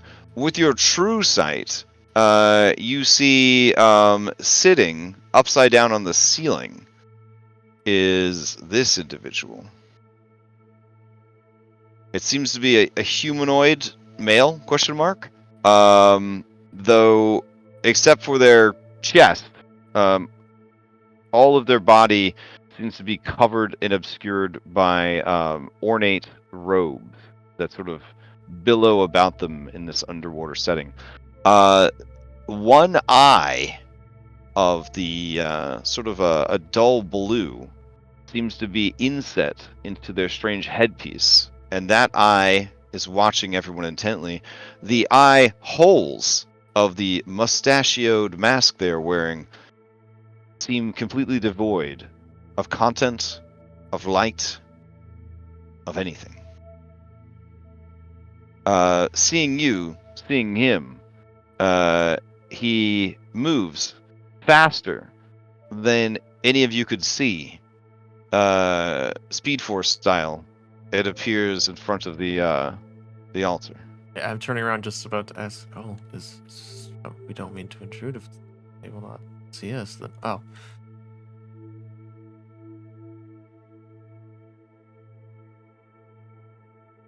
From behind the mask, but also in your minds, you hear a voice say, "Well, hello there, and welcome to my humble temple. They call me the Pathfinder, though it has been long and longer still since I found any paths to walk."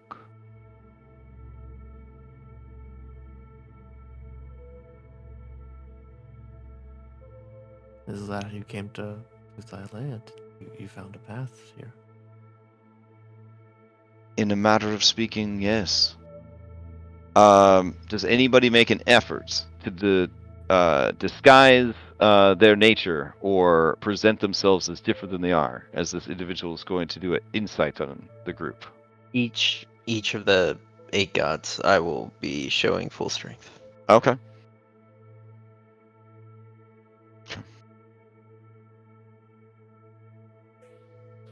Is it rolling when I'm clicking that? By the way? Yep. Okay. A secret. Yeah. Okay. So yeah, this individual just looks at all of you. I guess looks at the interpretation. But yeah, the little eyeball in the hat kind of looks at all of you. I guess I called it blue, but everything's black and white here. So, but true sight, I guess you would have seen the colors, as it were. So yeah, the individual says, "So, you have come here from the surface. Things must be happening out in the world. I find that very exciting, and I trust you do as well. Let us be excited together then, shall we?"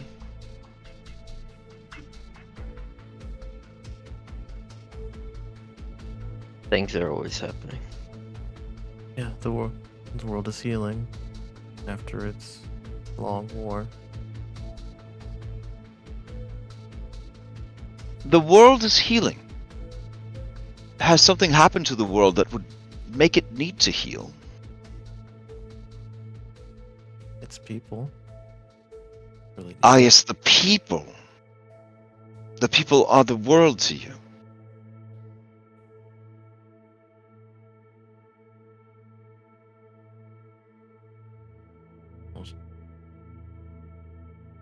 Really, Kentimane would do something if the world was threatened. One would hope.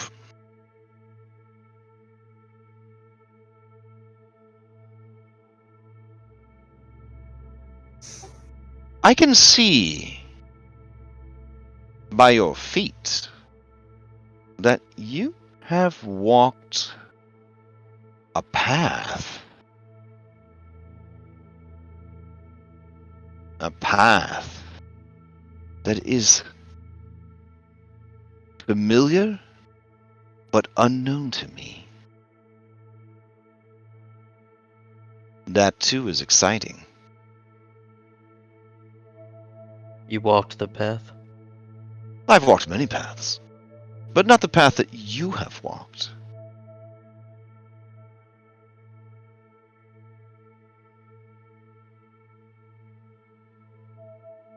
When I look behind you and I look ahead,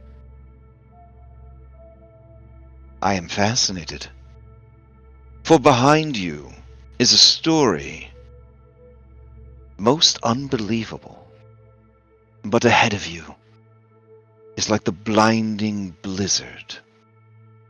Impossible. impossible to see. But I'm confident that it leads somewhere.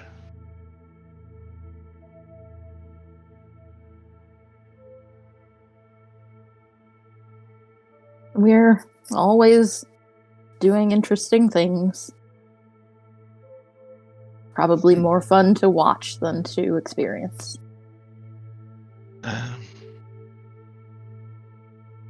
I miss experiences. I miss wandering. It is at this point that you guys notice, those of you with, say, keen mind, that while this guy appears to be standing still, he is always moving, and he moves very fast.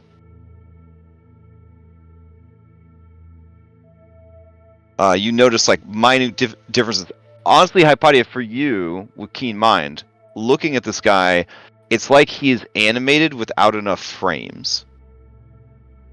Like he's trying to appear to be moving slowly or not moving at all, but he is actually moving around the room and then returning to the same spot, but so quickly that the others are not noticing any gaps.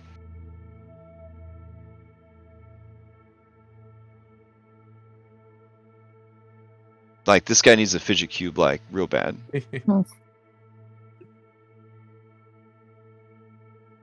Well, What? you're very boring. I thought there'd be more excitement in this. What paths have you walked? Have you designed paths? Paths are very interesting. Yes, paths can be used to test people. A trial is a path. Life is a trial. Life is a path. Every living being born walks a path, whether they want to or not. The path branches, the path forks. Some would argue, fate perhaps, that no matter what you choose, you always end up in the same place. And for most, that is true, isn't it? No matter how many twists or turns you take, no matter how straight a line you walk, all mortals die. All gods die. In the end, all journeys end the same. I suppose it's quality that matters. How has the quality of yours been?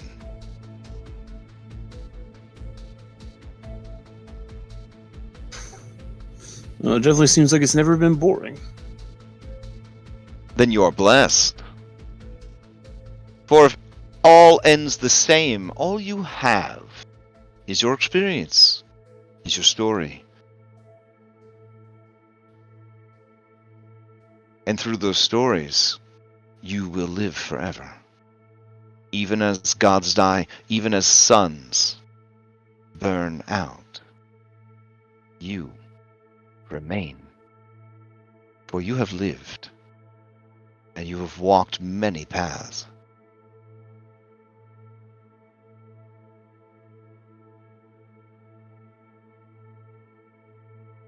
Which is why I find it strange that you're so tremendously boring in person. I just have a lot on my mind. I see. A fledgling god. You must hunger for more power.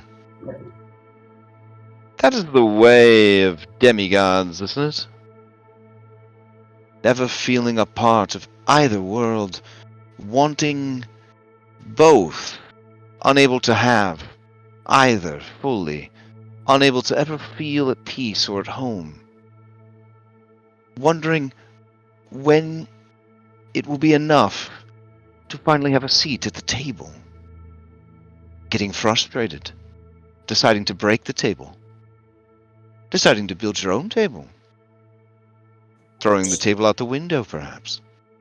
So, what path did you take that made Kentimane so angry as to cast you all to the bottom of the ocean? I suppose his son didn't like a bit of friendly competition, and tattletaled to Daddy.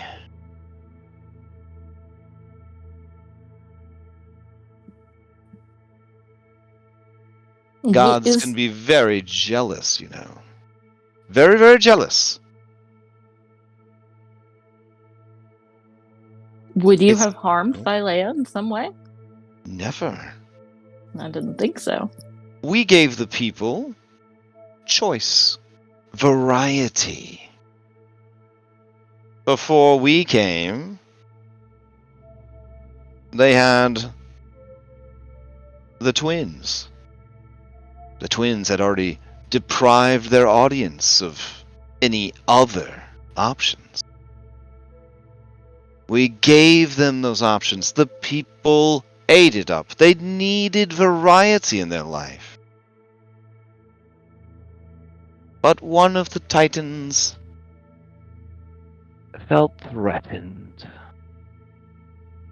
Well, And why not? Before we came along, he didn't even have to try. That's the danger of a monopoly. he paid the price for it. So I have heard.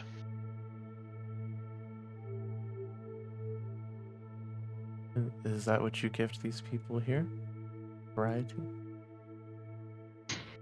I offer to those who seek out things answers. One of my favorite followers, the girl Ariel, she seeks treasures, and I guide her to them.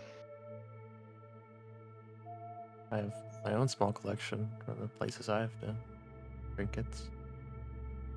Mm. Keep them in my bag here.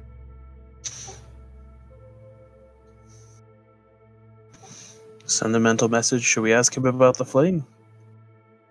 I like that you are a siren of the surface. It bodes well that you have come here. I wonder if you are her. Perhaps. Perhaps you are. Would you say It that would I, make sense. Would you say that I am on a good path or a bad path? Pathfinder. If you are who I think you are, the path is very good.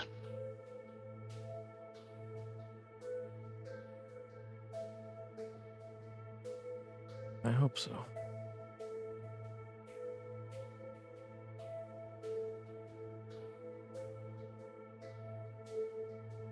If it would not be too forward of me, in thanks for the destruction of Sydon, I would offer you my boon. It may prove useful in what you intend to do next.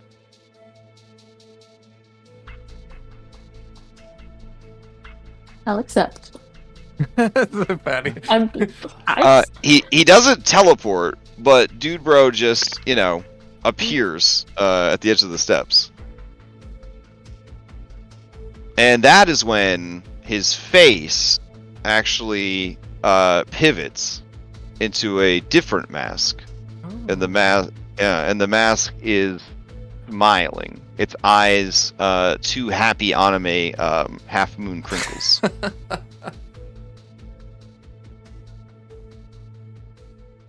All right. Does anybody forego? Bill is gonna just give him the same response. Oh, okay. Thank you, but keep your strength. Oh, how generous of you. Perhaps if things go the way they seem to be going, I'll have need of that strength. Alright, each of you receives the boon of the Pathfinder. And essentially, as a reaction, you can cast freedom of movement on yourself.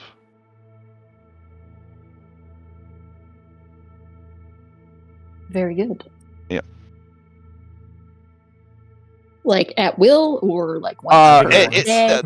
They're boons. So yeah, Okay. this one will once you use it, it's done. But as a Okay. reaction, you'll be able to cast freedom of movement. I get the feeling that this guy is very excited that we're here and that he really wants us to go do the thing that's so he can go do something else. Yep. He's stuck down here until...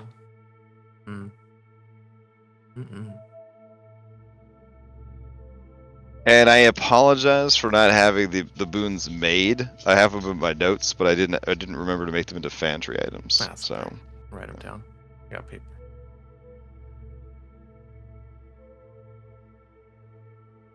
Okay, well, seems our path will take us to meet these other gods now. Thank you for your time. might I ask, before you go, there was a woman I met before everything fell apart.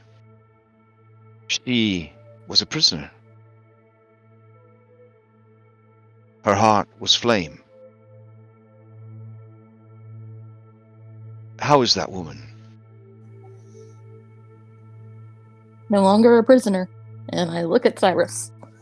She is free. My heart explodes with joy at the news. Thank you 1,000 times. Perhaps someday I will get to see her without all that lava in the way.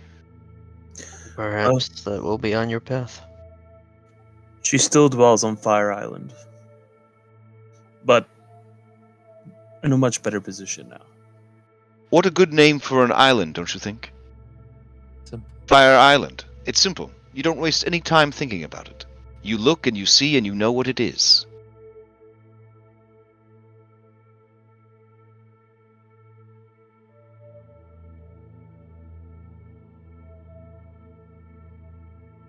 Agreed.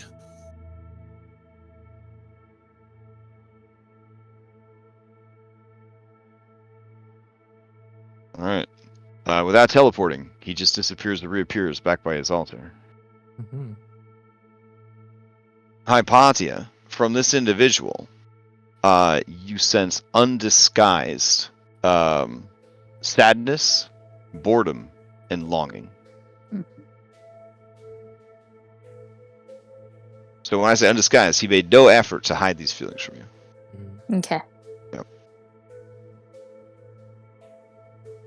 I imagine as we're going through these guys, it's gonna get more and more. They're gonna try to convince themselves that this is what they. All right. I like him. Okay. As you exit,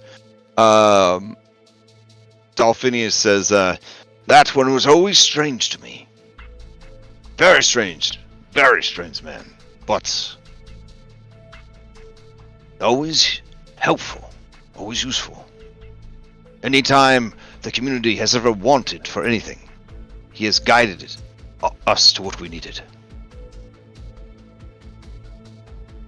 The only doubts I've ever had are why those who sought his blessing to explore the surface never returned to us.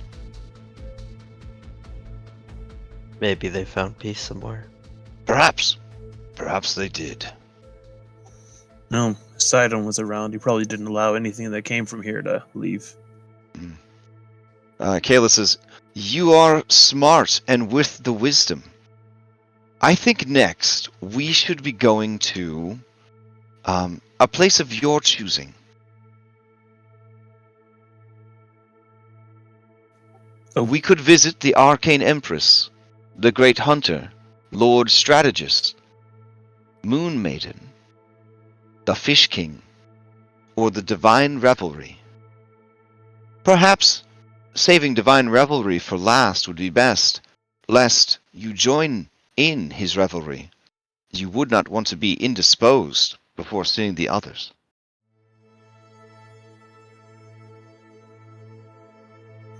That would be wise. Let's go to that one. I just point to whatever the closest one is. Nice. Okay. Let's see. I don't know where we just. I'll roll a die for you. Okay, because you put a one up alright. here. I don't know what number was that. Oh. Yeah. I guess I could list the other ones. Hold on. Let's see.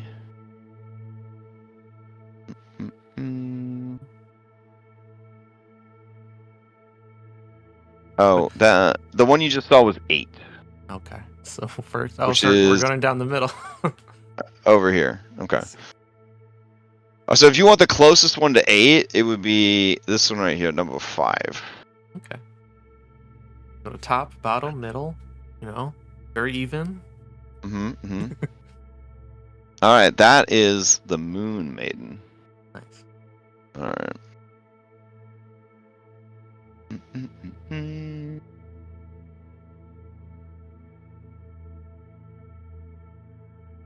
Okay, as you approach the Temple of the Moon Maiden, you see spoopy violet light shining from within. Bright, mysterious, but inviting. And then your guide, she says, What do you think of the moon? We know only of the moon from the teachings of the Moon Maiden. But it must be different where there is a sky. It is said the moon has power over the sea. Is that true? Yes, it is quite beautiful to behold. I've spent many a night looking up. And I will begin to explain to her about the forces of gravity. Mm-hmm. Oh, it can't But just it's be a a big long and rock. complicated.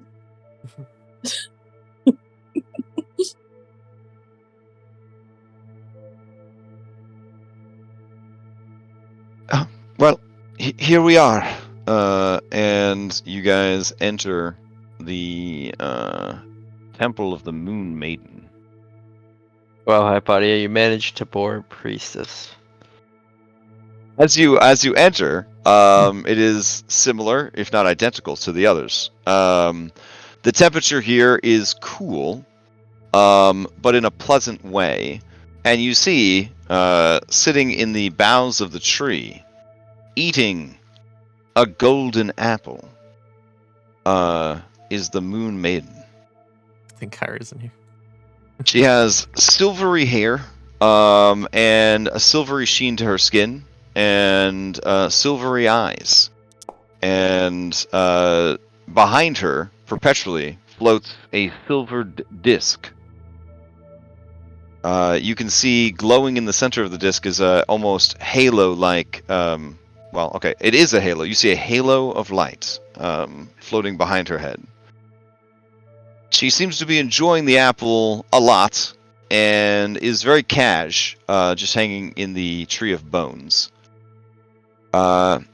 She does not stop eating her apple as you enter, and turns to look at all of you with some interest, almost cat-like in her movements and mannerisms. Got those down here? Phil. She looks down and says, "Oh, hello, handsome. You're not a fish." No, I am not. But I am hungry. You make me hungry. You are an old bearded man. I have not seen such a beard in a very long time. You should see it with squirts of apple juice rolling down it. Oh, I see. I hope you don't mind seconds. And she tosses you what's left of the apple. Bill will turn to the party. I like this one the most. Thank you. Phil, as a divine being, the apple is like cocaine crystal meth from Breaking Bad. As soon as that first drop of juice, that first fiber of flesh touches your palate, you are euphoric. If anyone tries to take this apple from you, you might try to kill them. It's been so long. He's savoring it. He's taking the smallest bite. Begins crying because he knows soon who. He is weeping. He is weeping. You can tell because we're surrounded by water. But, Oh, thank but he is goodness. trying to like rub his eyes, but it's not doing anything because everything's water. He says, so there are many of you. And you're here in my temple. How interesting. I have had dreams about a siren of the skies coming to us, ushering in a new age. Am I a fool for being hopeful? No, that is my hope. I don't know how to get there yet. Being cautiously optimistic, one might say. Do not be so cautious that the opportunity passes you by. Come sit with me in this lovely tree. And as she says that, you see many of the skeletal hands make a come hither gesture. Phil will take her invitation even if it's not for him. Can you move my mini? There's an invisible wall. Oh yeah. She smirks at you, Anastasia, like missed your chance. But then pats the branch next to her. Okay. And she says, "If you're only coming up here to get another taste of my apples, I think you will be disappointed." Phil is still savoring it, but he looks at her. He's like, "No, I wouldn't ask so much of you." Oh, do you go up also, Hypatia, into the tree? Alright. It's this tree made out of bones and Yeah. The tree. The tree shit is we very, went through. You think this tree's weird? Like, the tree is definitely alive in so much as like an undead or a construct would be alive. oh, okay. And she says, "This is nice. All of us in my tree. What about you? You remind me so much of the children of my past, who would howl at the moon and embrace their true natures, tearing from their bodies the prison of their false flesh, letting the fur and fang of their truth haunt the night."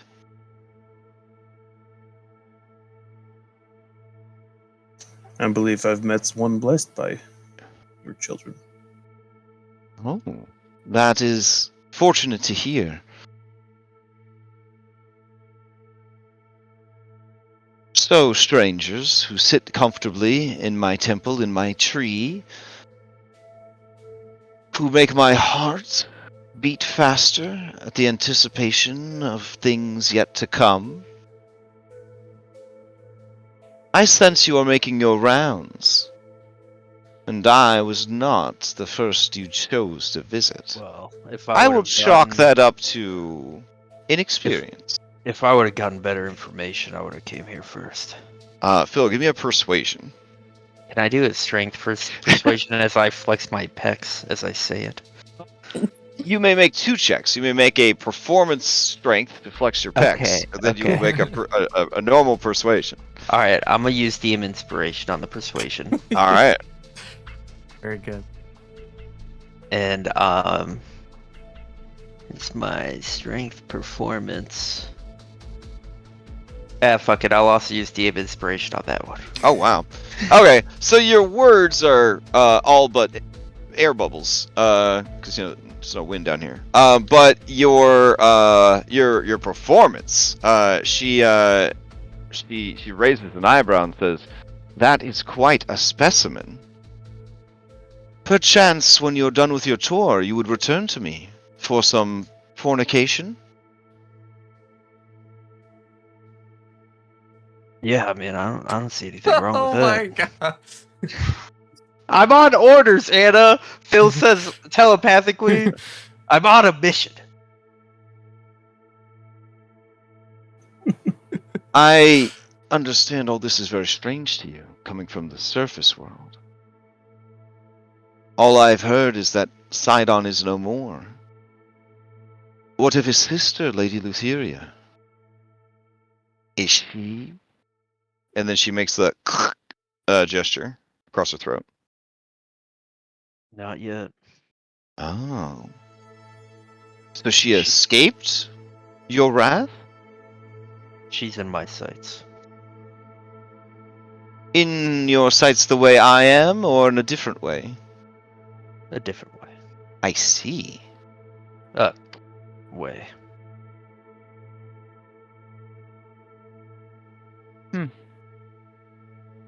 Well, what can I do for you?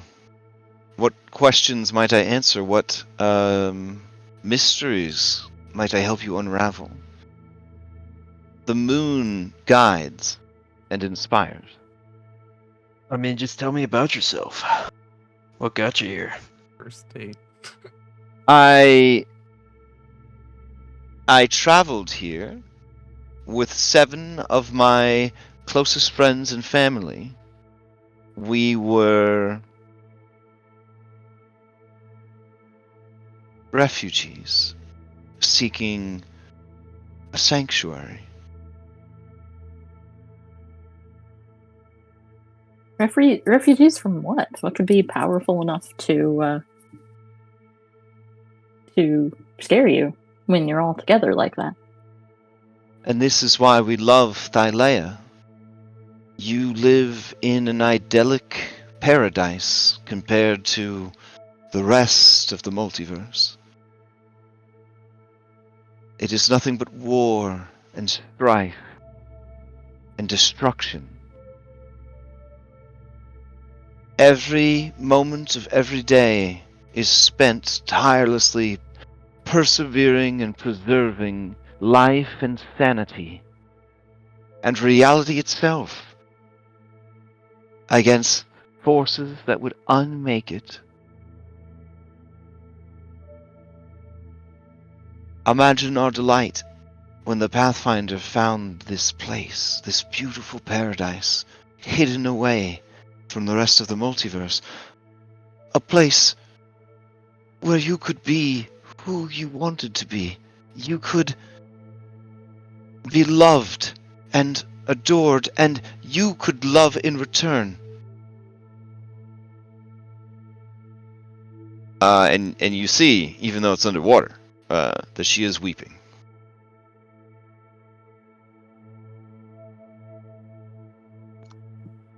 Alas, it did not last.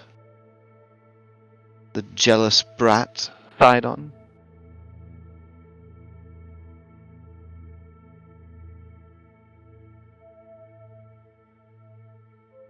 So I equate him to, well, a child. It's not We faced with the thought- explained that all could live as equals and share in the bounty of belief. One God need not stand above any other. A pantheon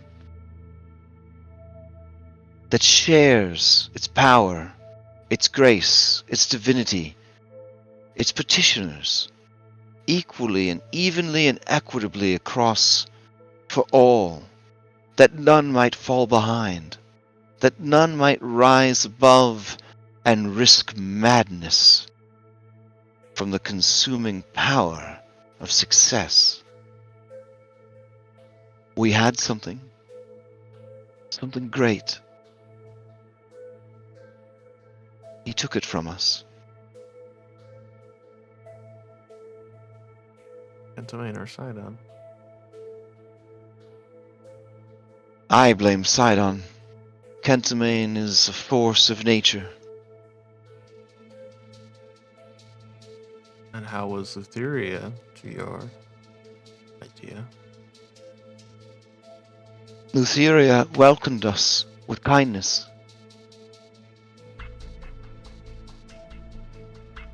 I understand that she has descended into some form of madness. My daughter, Fengari, tells me of the surface world.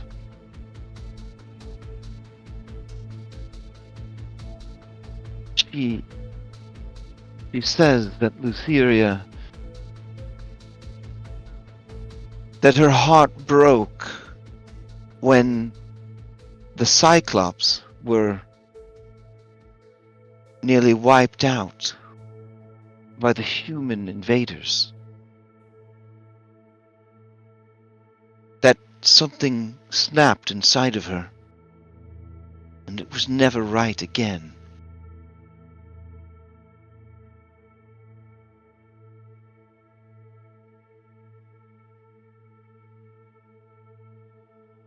Is that true?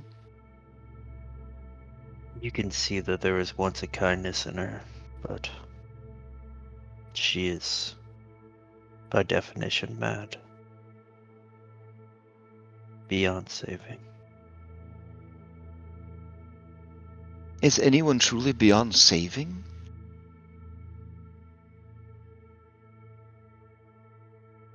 I've often dreamed otherwise, but we'll know when we see her again.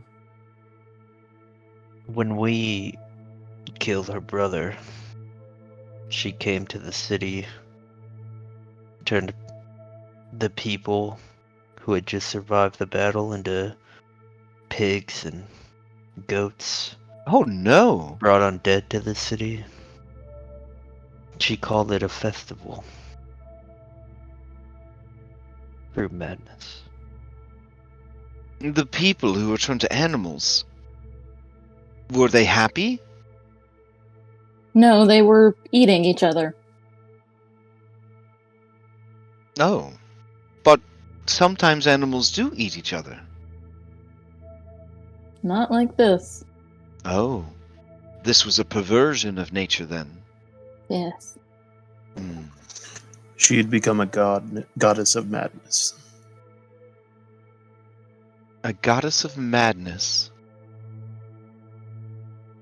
I suppose everything needs a god. Huh. Madness, though.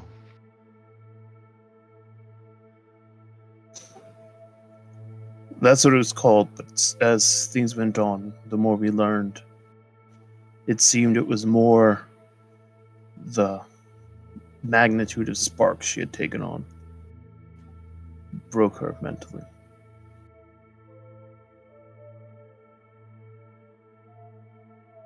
Hmm. It makes me very sad to hear.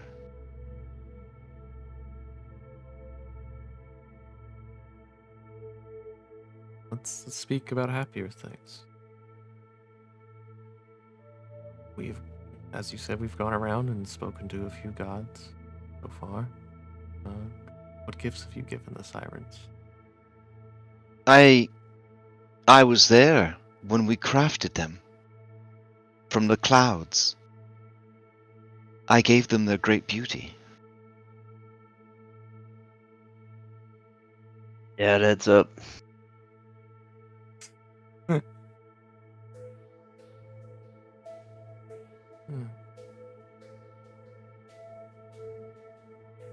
Beyond that, I quell the seas such that this city is never harmed by powerful currents or unusual phenomenon within the water itself.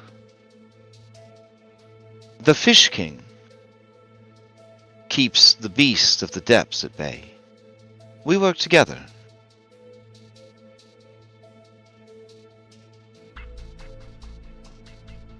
He is a bit of a brute, and sometimes I think he wants more from our relationship than I'm willing to give. Hypatia, with your high wisdom and insight, you know that she has friend-zoned the Fish King, but the Fish King is still trying to get out of the friend zone. There's some symbology there, or symbolism there, because, you know, the ocean rises and falls with the moon, and yeah. Mm-hmm. I may ask, what if you were not bound here? What would you do? The first thing I would do is go to my daughter. See that she is all right, and that her loneliness is not too terrible.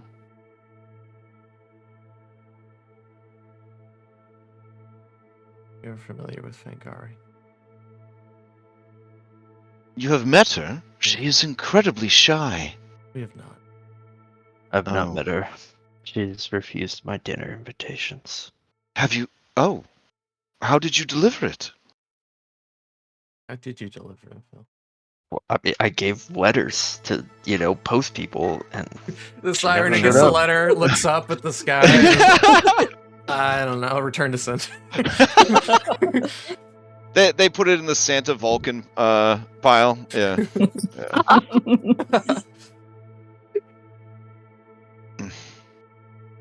He says, well, I suppose then I would bring her to dinner at your place. You must dwell in a great palace.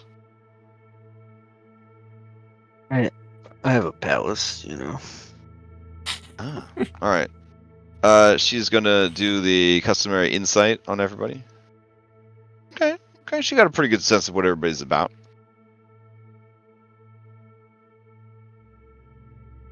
Hypatia, you feel like the Moon Maiden maybe is going for like a hippie stoner, like I'm wise but cool, but you feel like if she did a dump into one particular stat, she definitely just dumped into charisma.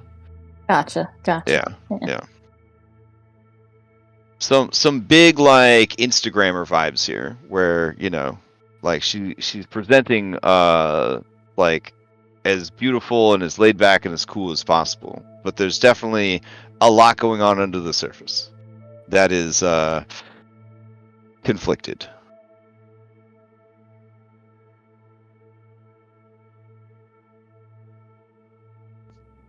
Well, maybe you'll get to see your daughter someday.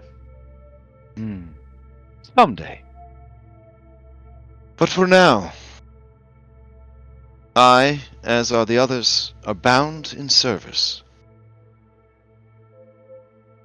And that's okay. Because the fates were not so cruel as to imprison us and bind us to service without at least presenting us something to do. And she looks down at the sea sirens and she smiles beatifically. You see the king blush and kind of look away. You see Dolphinius move his slippers down to his lower part. He sort of start to stare at the Memento Mori, and you see the priestess seem to be in like Southern Baptist exaltation. Breathing manually. Yeah. Hands waving. Yeah. This is a very religious society. You guys are like, maybe if the five gods had a tenth of the zealotry going on that these people have managed to cultivate, they wouldn't have needed you guys to fight the twins. They would have just got their home run bats out and just beat the shit out of them. Yeah. Yeah. Well, that's what happens when you focus everybody in one little city and make everybody worship you. Make is a strong word. No. I'm sorry. Hey! You know what? It's called good business, Cyrus. Yeah, I mean, if you were trying to be a god, if you take notes, I guess. Take notes. This is definitely making the best of a bad situation. They created a whole race just to worship them. I'd never do anything like that. Closes his notebook with sketches of true Medusas. Yeah.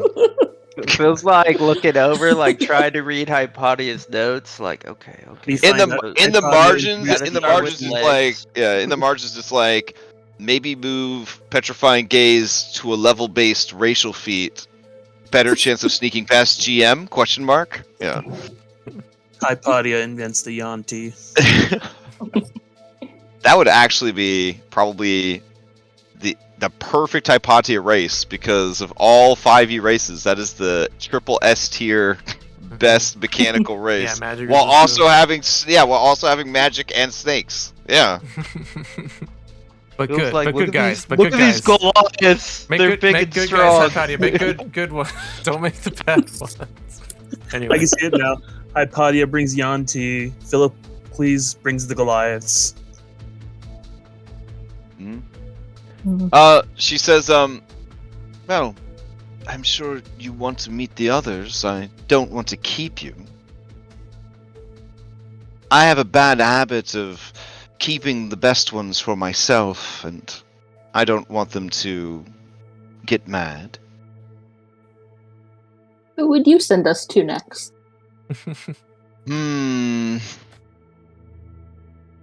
Who have you seen? the mother, the pathfinder, and you. Ah, excellent choices. Well, the Great Hunter will be unimpressed with you regardless. So you could see her in any order you wanted. The Lord Strategist will probably overthink whatever order you chose. So you could see him in any order and probably have the same outcome. The Fish King is a simple brute and likely to have his feelings hurt if you tarry any longer before meeting him. And the Divine Revelry, well, you may want to save the best for last. Thank you, maiden. Would you have any words for the Fish King? Perhaps do not mention me. I will not. Okay. Phil looks at Anna and Hypatia like, do we have to leave? And then he's like, oh. There's no more apples. As you go to leave, she says, before you go, you've done me a great kindness by sitting and chatting with me, speaking kindly of my daughter and, of course, the elimination of the hated Sydon. Might I grant you my blessing and thanks? We would be honored to receive it. Phil tells her to save your strength for tonight. Oh, okay. She lets out a peal of beautiful laughter. It is like the tinkling of stars. If there was a ringtone called celestial laughter, that would be the ringtone. All right. Cyrus, do you accept the blessing or no? Yes. Okay. And so she places upon each of you a kiss, and as she does, for the next 8 days, your charisma score goes up by 4. No limit. Well, that's something. Okay. You can tell who uses charisma for spellcasting. Oh. Okay.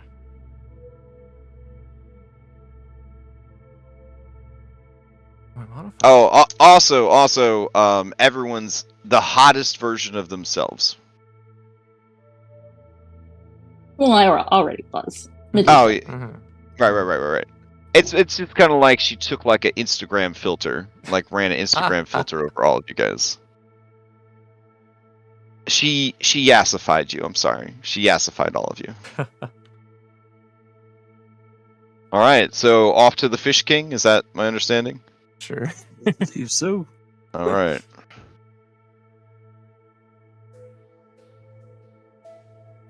Reset was like, "Oh man, lore dumps and roleplay. Oof. Yeah, I gotta entertain family." Wow. Yeah, until Terry finds out about all the power they're missing out on. Oh. No one tell them. No one tell them. We'll see if they accept it without knowing. That'll also tell us if they watch the stream or not, or the VOD or not. Let's see.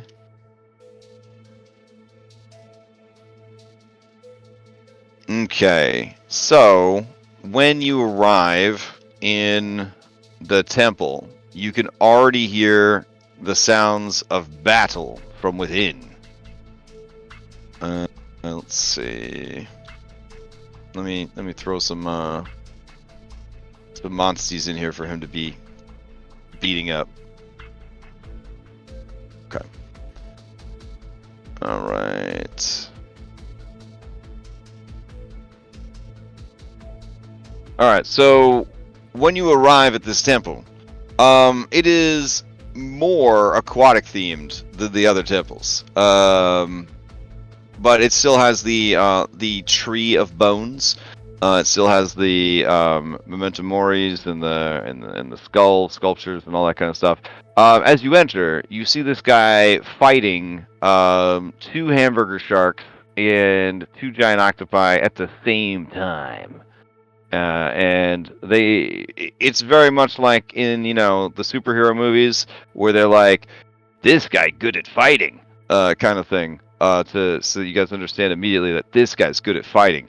And he kind of grabs one octopus by the tentacles and he starts to spin it in a circle and like hit the others with that octopus. And then he, like this hamburger shark like spins out of control, like smashes into the wall. Anna, you hear them say, "Ooh, it's worth it. It's worth it for the burgers." And then he just like punches this shark in the stomach and he throws up. And then this octopus like envelops him and he disappears. But then like he crawls out of the tentacles. It's a whole thing.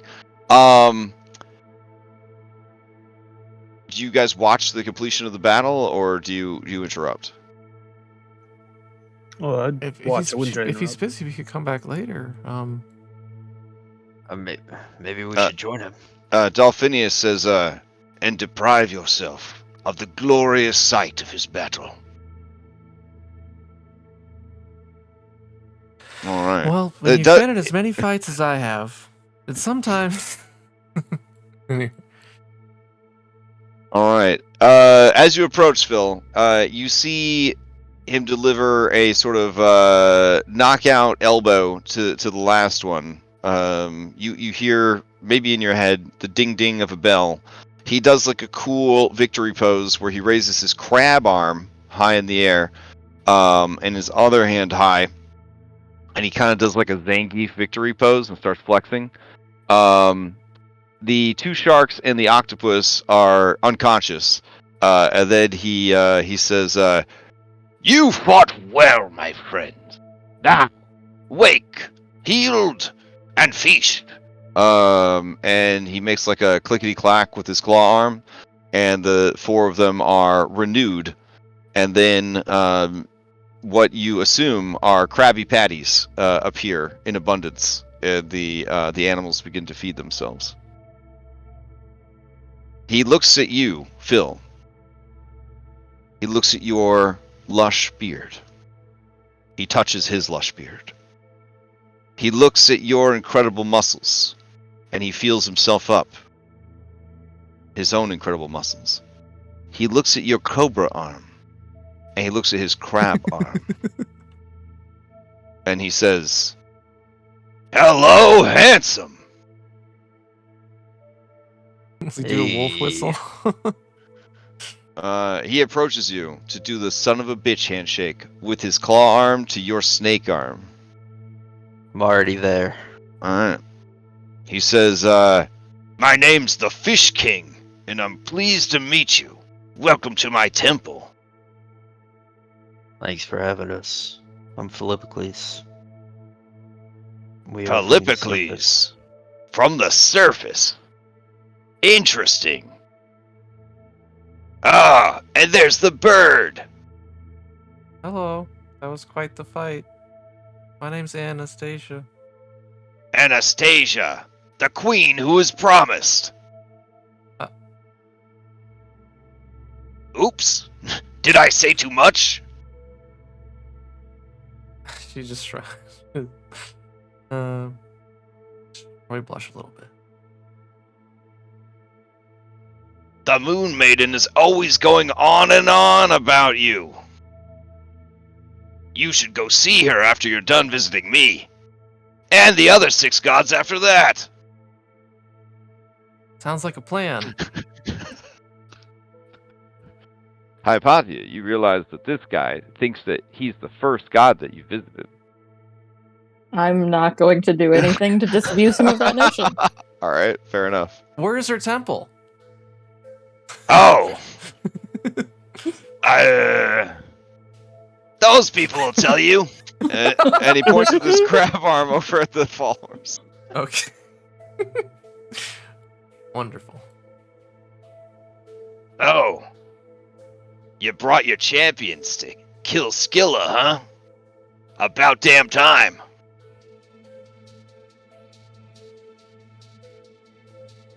Yeah, we're still feeling it out. See how hard it's gonna be. It'll probably be quite the fight. Yeah, I don't know if you could tell, but I'm a big fan of the ocean, and even I'm getting a little tired of the monotony. Too bad you can't fight Skilla. It would be over quick, let me tell you.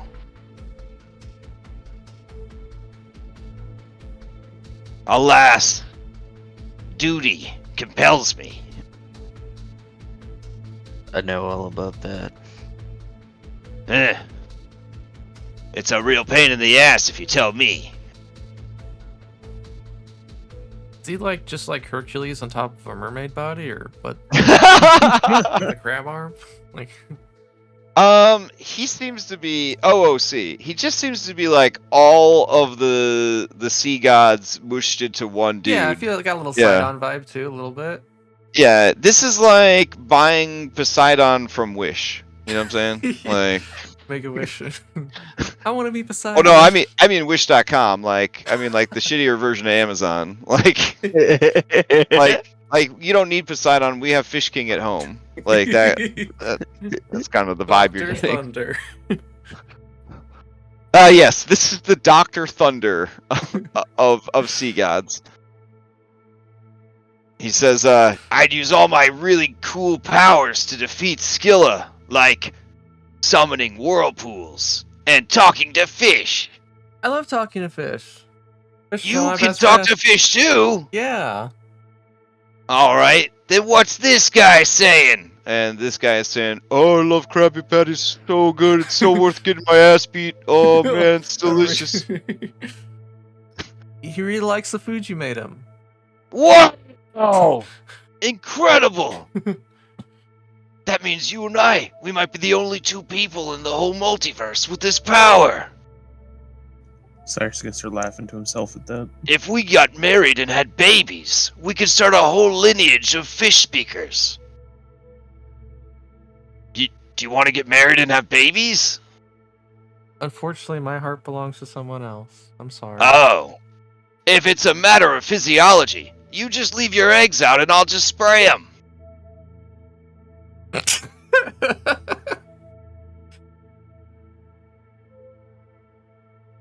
I think I just sprayed around here earlier, actually. If you're lucky, maybe you'll find something good. If only I'd be so lucky. Hypatia, your one of your snakes reaches into your the breast pocket of your robes and pulls out your mask for you. So Yeah. Can I get one of the... looking back, you can see Kayla, priestess of the old gods. Her gills are pumping faster, trying to filter as much divine water as possible. Yep. Chlorine.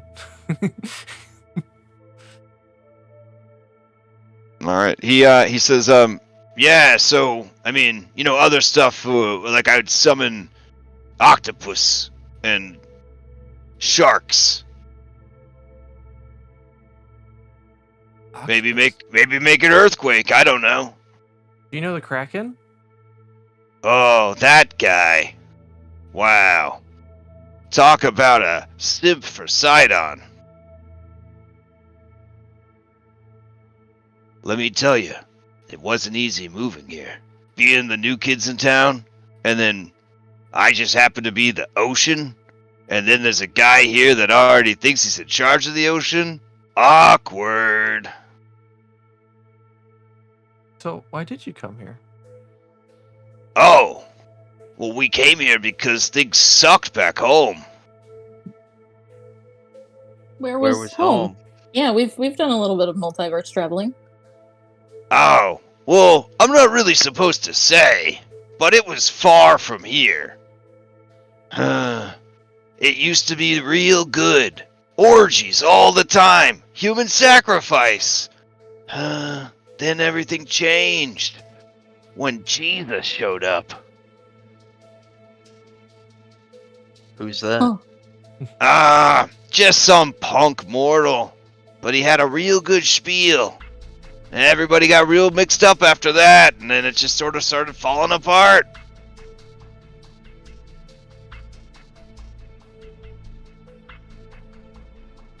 Sounds kind of lame. Yeah, sometimes all it takes is one guy with a big idea and a lot of charisma to just turn the whole system on its head.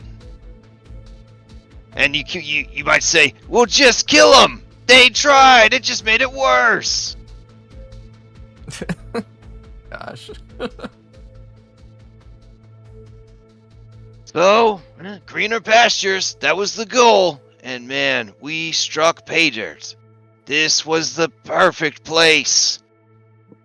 All these people, a captive audience of 2 idiots. Those two, I want to say they didn't know how good they had it, but now I realize they definitely did. Lady Lutheria, wow, what a looker, am I right? She tried so hard to make things work, but her brother, man, I'd call him a son of a bitch, but I respect his mother way too much for that. And that's how we ended up down here. He got mad, ran to his dad, boo-hoo, cried out, Prince Baby Pants, and then, next thing you know, some giant meatball made out of, like, eyeballs and hands, just, stuffing you in a box at the bottom of the ocean. At first I was like, hey man, I'm already here, but nah, it's just not the same. We faced Kentimane once.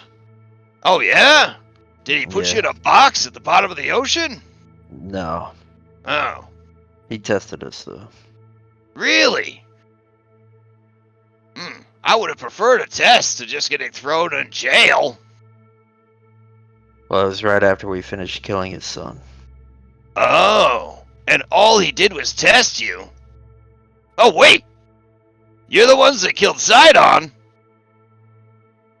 Yeah, I think he was starting to annoy his dad a lot, so I don't think he tried too hard. Wow. Yeah, you could only put up with a little baby pooping his pants for so long before you're like, grow up, kid. He definitely has some issues.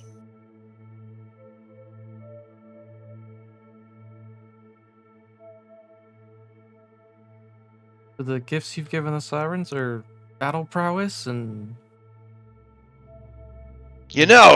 Speaking of kids, you remind me a lot of, one of my girls. She had a real bad turn of affairs, let me tell you. What a mess. Oh, don't worry about it. Here I am running my mouth. Anyways, what were you saying? I've forgotten. He's affecting me. Yeah.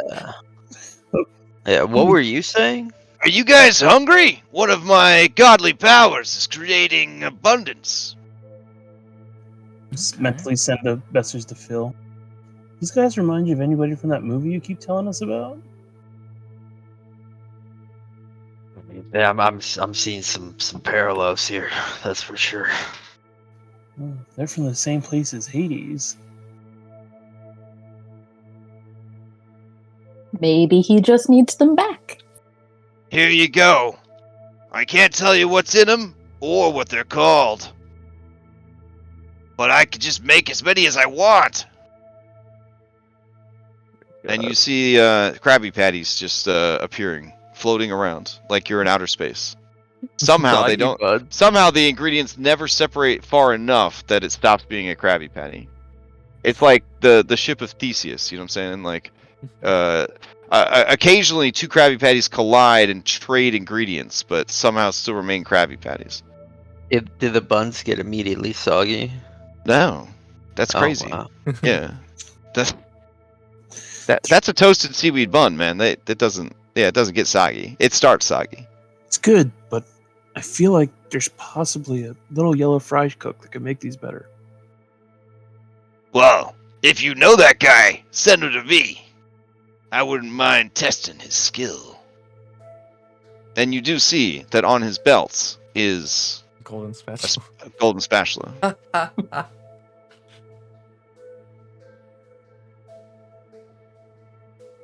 Well, now I've probably wasted enough of your time. You don't need to talk to a dum-dum like me.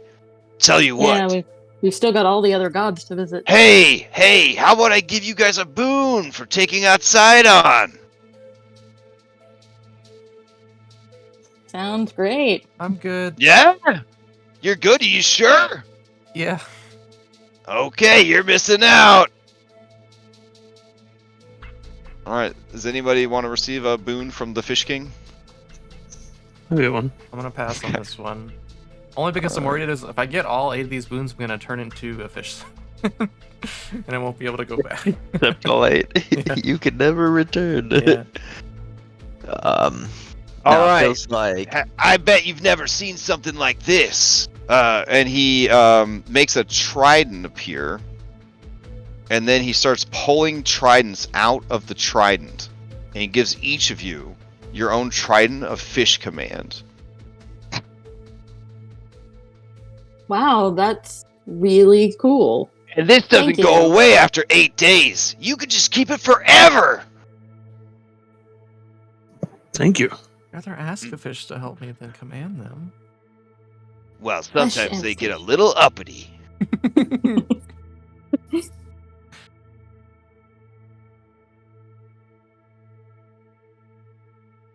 It's a This great is- Disney World. He's handed out a this bunch is of plastic great. tridents. We just watched the water world. All right, you kids have fun seeing the other 7 gods. I hope their feelings aren't hurt too much since you came to me first. Will we have to worry about that? They've got real fragile egos. Ooh. Thanks for the warning. maybe you shouldn't tell them that we came to you first. That way Oh, we it'll don't be hurt our their little egos. secret. Hypatia, it won't be a secret. He's planning to text everybody and let them know that he was the first one you visited. Yeah, Hopefully they're smart enough to play along. yeah. Okay. All right. So where do you guys head Do you now? guys just dump all the tridents you just got? Because they're really big, I imagine. You just put them all in the bag of holding and be... Yeah, Or you're just yeah. gonna carry them around. No, just you gotta leave them at the door. Like that's And Oh, and let's- you have to attune Tune to to them the- too. you it's just the gotta worst. do it. Yep, just I put it in the bag of holding. The Maybe that Aquaman- aerial person. She probably has 20 of them, though, doesn't she? Tridents of Fish Command? I got 20. Yeah. I think that's how the song went. Alright. So you guys head on out. Funnily enough, I do think Reset would have taken that one. Alright, where to next? I can just imagine we sell these to some fisherman and he uses them to like summon a whole school of Oh fish. yeah, on the Cargo on the summary. down here people are like, what the fuck am I gonna do with that? But on the surface, like people be like, what? Really? I could command aquatic beast? And this isn't just charm. This is dominate. This is Yeah. dominate aquatic beast. Honestly, well, the save's kind of low. Yeah. So at this level, it's probably not that great. But you know, in Ghost of Saltmarsh, this would have been a pretty good item. Like I can see Oh, this being a sure, pretty good yeah. item in Ghost of Saltmarsh. Yeah. So there were only about 4 of them that you guys could have found, but that's fine. All right. Who do you head to next? You've got Great Hunter, Arcane Empress, Lord Strategist, and the Divine Revelry. Okay, probably Arcane Empress, Hypatia. You wanna check them Yeah. out? Yeah, I like to assess my competition. Yeah. Okay. Hypatia, as you approach, the temple of the Arcane Empress, you immediately sense the power of the arcane. Like, it thrums from within the building. This might be the strongest concentration of arcane magic you've ever felt. Surpassing Soon it will be even some of the denizens of the Island of Time and the Ooh. Lotus Witch. Ooh. Yeah. This must be where the arcane spark went. If that's even such a thing.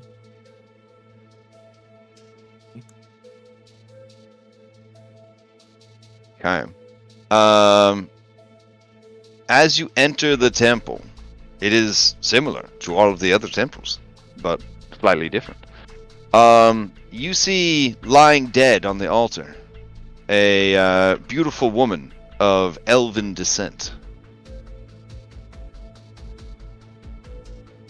She is, or was, I don't know, dressed in beautiful robes that seem to sort of meld with her body and move as if they are almost symbiotically attached to her. There is a gasp from the three people assembled. And then Kayla says, "Oh, she is just in the sleep of meditation. Perhaps we should come back at another time."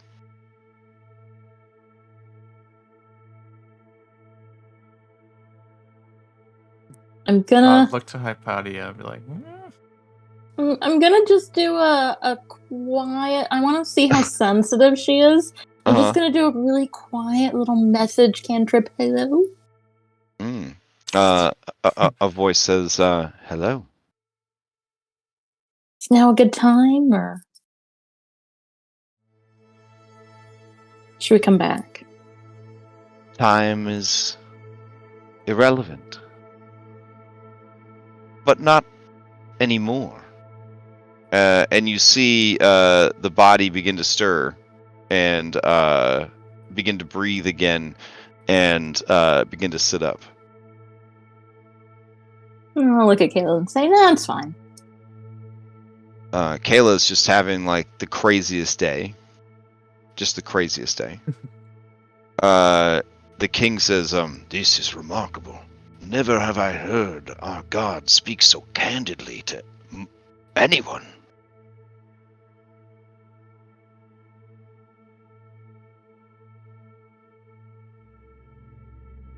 As you approach, he slides off of the altar.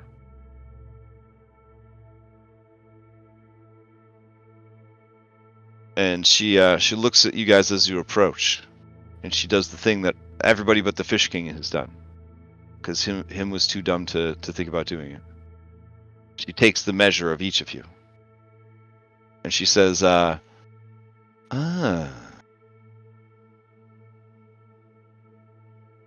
godlings. Some of us. And the child of the prophecy.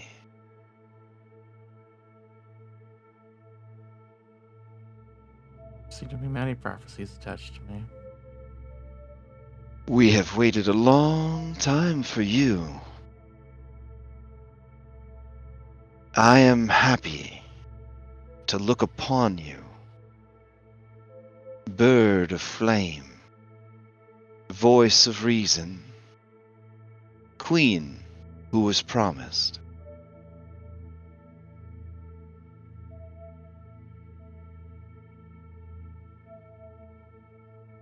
I hope I am ready to meet these expectations.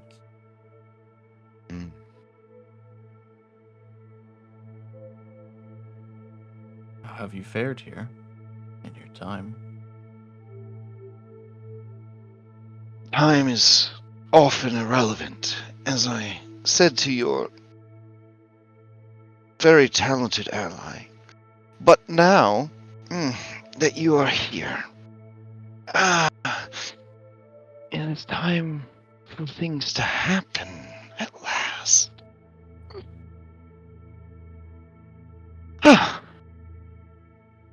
And she stretches, much like a cat or a Street Fighter 6 Cammy, and tries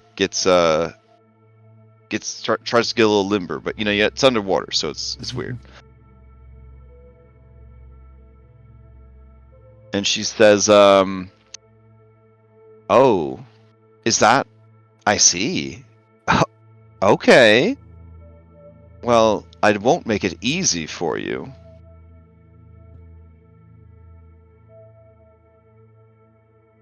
Hypatia, you're not 100% sure, but you think she's talking to you? Mm. What? Well, you'll have to find out. I was just going to say how very impressed I am with all you've done with the place. Oh, right. Back to this conversation. Thank you. Yes, I think the term is ossuary. Burying the dead, burning the dead. Feels like everyone's doing that. Celebrating the dead. That's what we sought to do. Our pantheon had a lot of really great ideas. We just never got to see them all pan out. Do you have a god of the dead then? We do not. We were just going to let that Luceria girl keep doing the dead thing. Ah, yeah. She gave that up. We have a new one now. Yes, Astreus Rade. Yeah, that's the one. Yes, the colonizer. Yeah. I mean, you guys kind of did that too. Oh, yeah, of course. That's, change, progress. Let's see.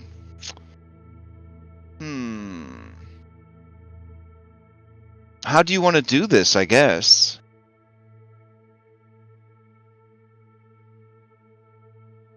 Well, the others had some boons. Ah, alright. What is the... Did you just want to skip to the boons? I mean, I don't mind skipping to the boons. I mean, I just have so many questions, but it's really gonna bore these guys. Well, I completely understand, but, I have a question. Oh, yes. What is the nature of this tree? Why a tree and not something else? Oh, it is, an effigy in honor of Thylea. That someday she might come in for you? Oh, we started these trees, when we founded our pantheon. And the trees were done in her likeness. I see.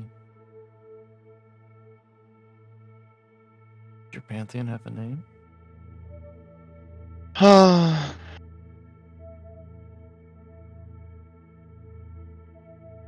I am embarrassed to say I have forgotten. Sorry, you've been here so long. Oh no, it's not that. I believe as part of our punishment, the history of our works and deeds was stricken from the minds and annals of history. We don't even know our names. Do you think I am named Arcane Empress? It does seem odd that you don't have names. Who would pick out Fish King? I mean, he did, because he's an idiot, but... I'd actually chuckle. Do you We're know, not allowed to have names anymore. Do you know Zeus? It is an Kind eerily of familiar looks like name. him, but like she like pantomimes the shape of a lightning bolt with her fingers. It's to Phil. I saw him in a movie, and I one time through a window. Let's see. Hypatia and Reset, who is not here. She recognized the name Zeus immediately. To the others, she is playing that she does not know the name.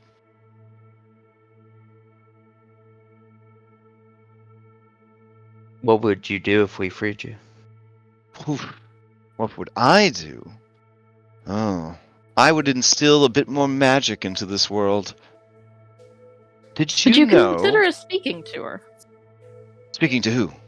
To the people, particularly at the academy. I have so many ideas for expanding their education. Well, the first thing we need to do is remove these blocks on mortal spellcasting. How rude! Right? I know. The It was actions so difficult. of cowards.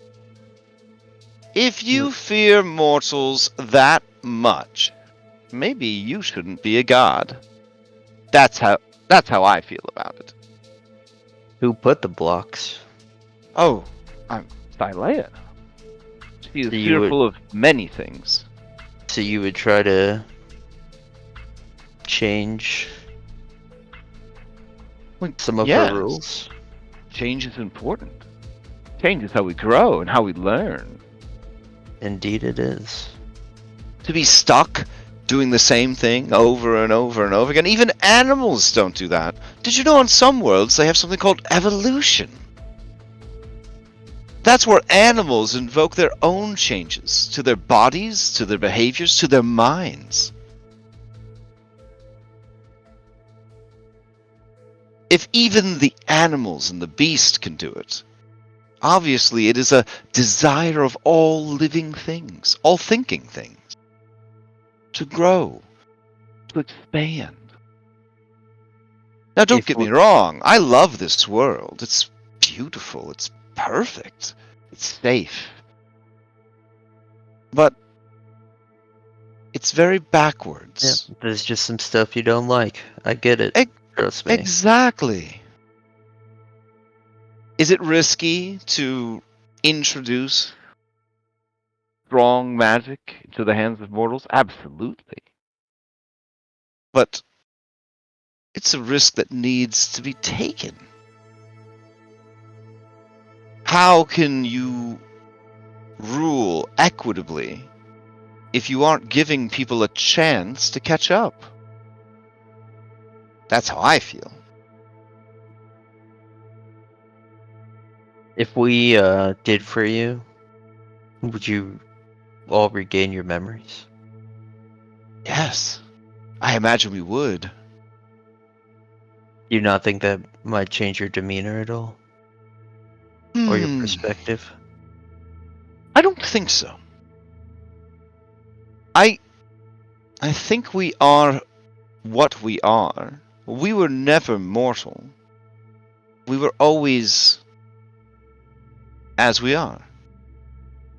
And what we do and what we say and what we think and what we believe is us. I am magic. And magic refuses to be stifled. I have watched worlds turn their backs on magic. And never will you see a more sorrowful thing. I couldn't even imagine. That would be terrible. So you help the sirens change their forms through magic?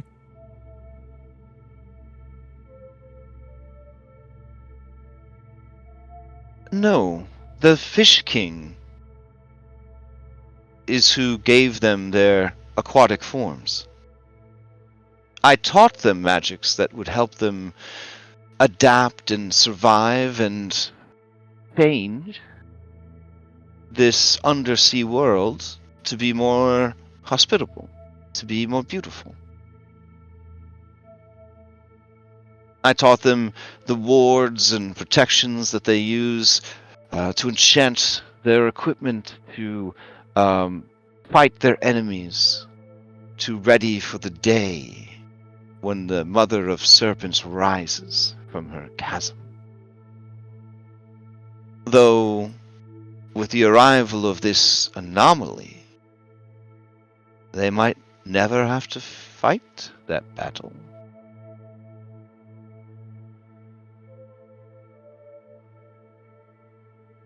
We will see. When she says anomaly, just she pointing at me or? Yes, oh yeah, she's pointing okay, at you. got it. Yeah. Got it. Yeah. Got it. Okay. What do you mean? I said what I said. You knew. And still you acted. That is the way of things.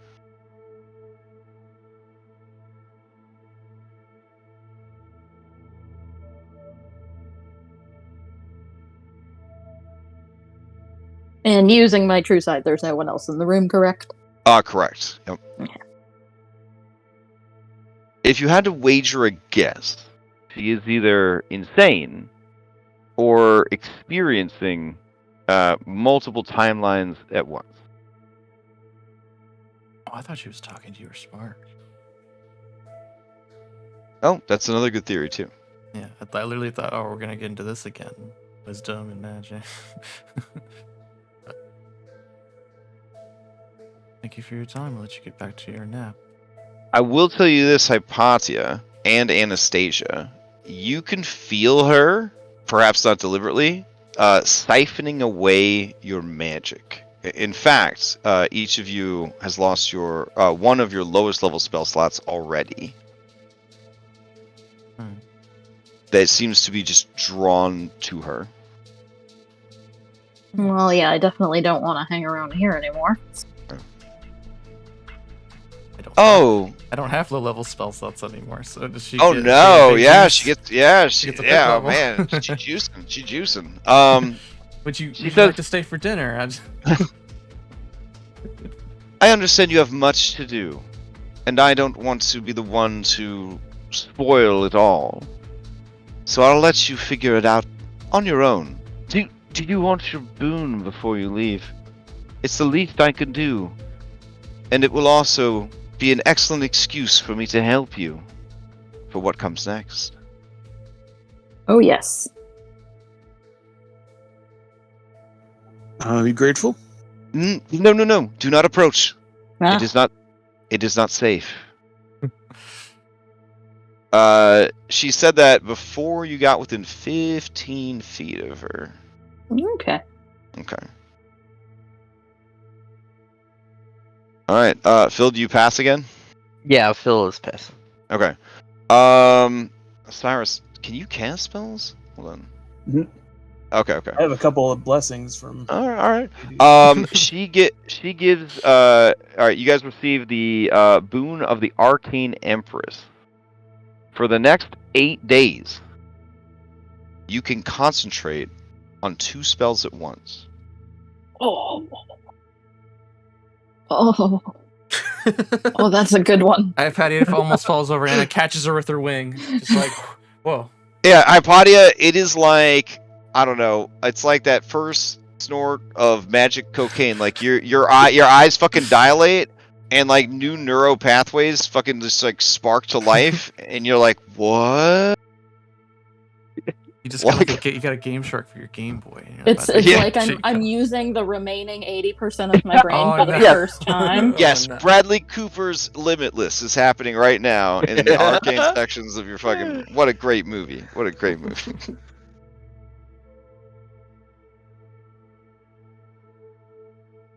All right. She says, "Have fun." Thank you. Oh. Turn back to see Hypatia. You might have to help me out the door. Okay. I'll pick her up. Yeah, Kayla says, her blessing can be a lot to take in the first time. I'm just sort of floating. Anna's towing me along. The first time? Have you received your blessing before?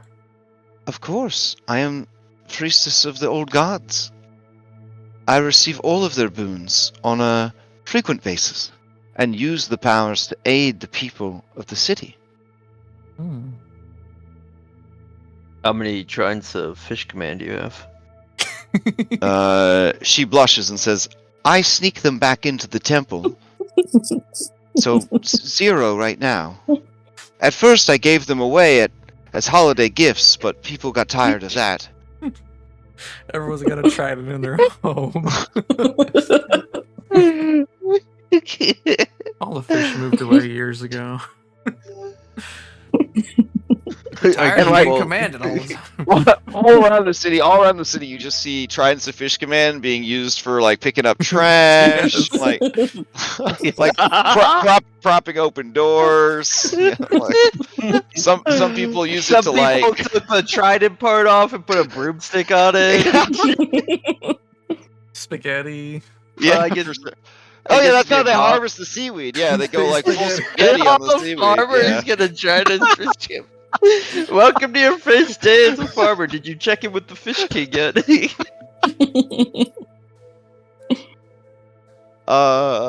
Poor Aquaman. I mean Fish King. All right. You have Great Hunter, Lord Strategist, and Divine Revelry left to visit.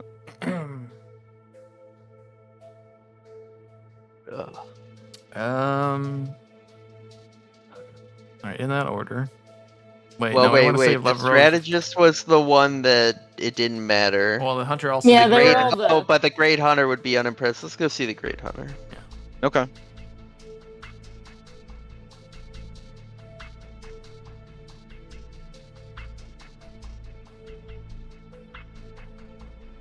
All right.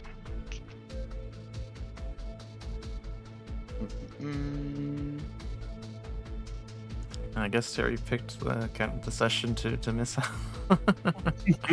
Aw, This is I I love this. hope it's not too boring. No, Hope it's not too not. boring. It's not. Oh, I love it's it. good. But I'm saying not like we're not gonna get If into a they bunch of stuff. if they and all try- had the same personality, it would be like, come on, DM. But no, they're all very interesting. All right. As you approach, you hear the sounds of a tremendous battle, and you feel the earth shake and see the temple kind of vibrate as if from a tremendous battle against like a kaiju monster is happening inside. So I'll take you over to that map. All right. So when you guys, let's see, when you enter the temple, you can see that there is a massive, like humanoid kaiju or troll or something. It looks like a living mountain, and moving kind of slow in the water. It is doing battle with a woman. The woman is both beautiful and tremendously athletic. She is dressed in hunting leathers and Thylean regalia, and she is running up and down the creature's back. Even though Reset is not here, I will safely say that Reset has heart bubbles immediately begin blooping out of her head as she watches this woman jump from back spine to back spine, firing arrows into the back of this creature one after the other, each one exploding with elemental power. The creature bellows its fury, but ultimately it just and it just falls over dead, and as its body hits the floor, the whole temple shakes.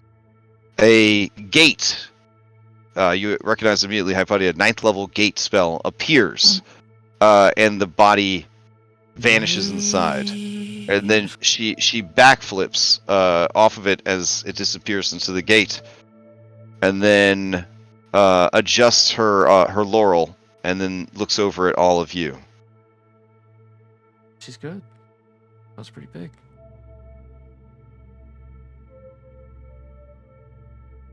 That was nice. Where did those come from? The Pathfinder sends them to me, unannounced. He says it's to keep me sharp. That probably good. Yeah. Cyrus, you took notes, I hope. Yes. Okay.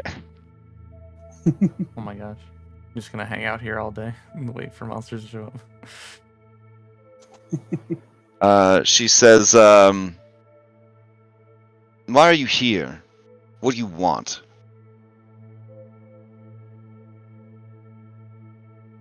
Well, we've. Oh, sorry, Anna. You go. Yeah. You talk. We're here to speak with you and find out all we can about Why? you before we make a decision. But why?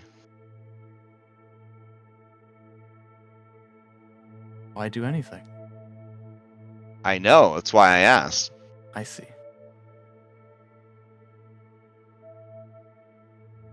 I don't really I like guess to we'll play go. word games.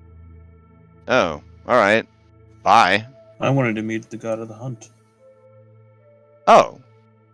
That's me. Why? Because I like hunting. Rude. Anyway. I too like hunting. Have you ever thought about hunting that thing in the cavern down there? All the time. There was a time where I would fire my arrows out the door into the chasm just to make her mad. But I grew bored of that game. Well, maybe we'll be hunting her soon enough. Then I am jealous of you, Why? because I want to hunt her. Because she's a powerful adversary, and a danger to all the living and the dead of this world and many others. And the Because- dead. Yes. Where did she come from? She is an ancient beast. I assume that she was here at the birth of this world, so I suppose she's the creation of Thylea.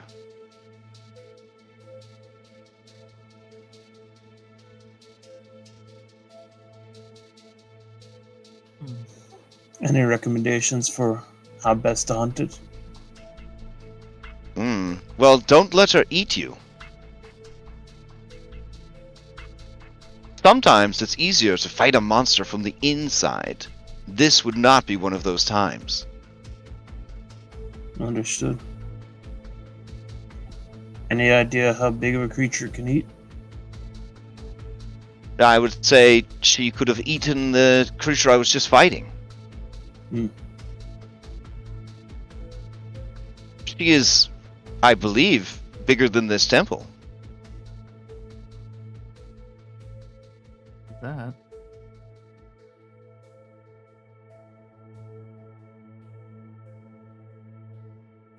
Well, if you're going to stand there gawking, at least tell me about your best hunt, Red Beast.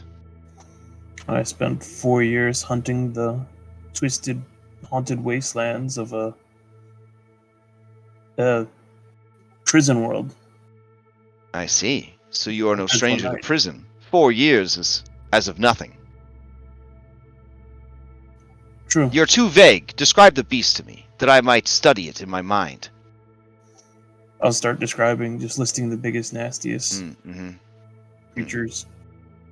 And 13 transforming into some of them to show. Oh, when you do that, she says, that is a good skill.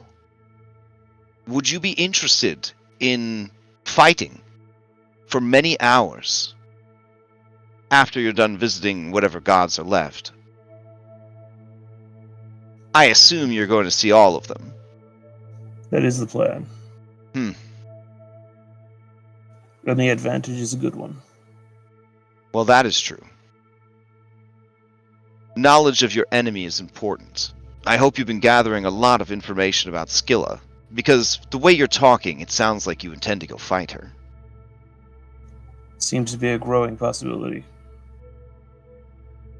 Well, I understand if you chicken out. That would be an impossibility at this point. Just give a grin at that. It's not in our nature. Do you have any tips for using the bow? I've recently picked up, or the songbow. Flip it Oh. to the lyre. From the lyre to the songbow. That is an impressive weapon. Might I hold it? Sure.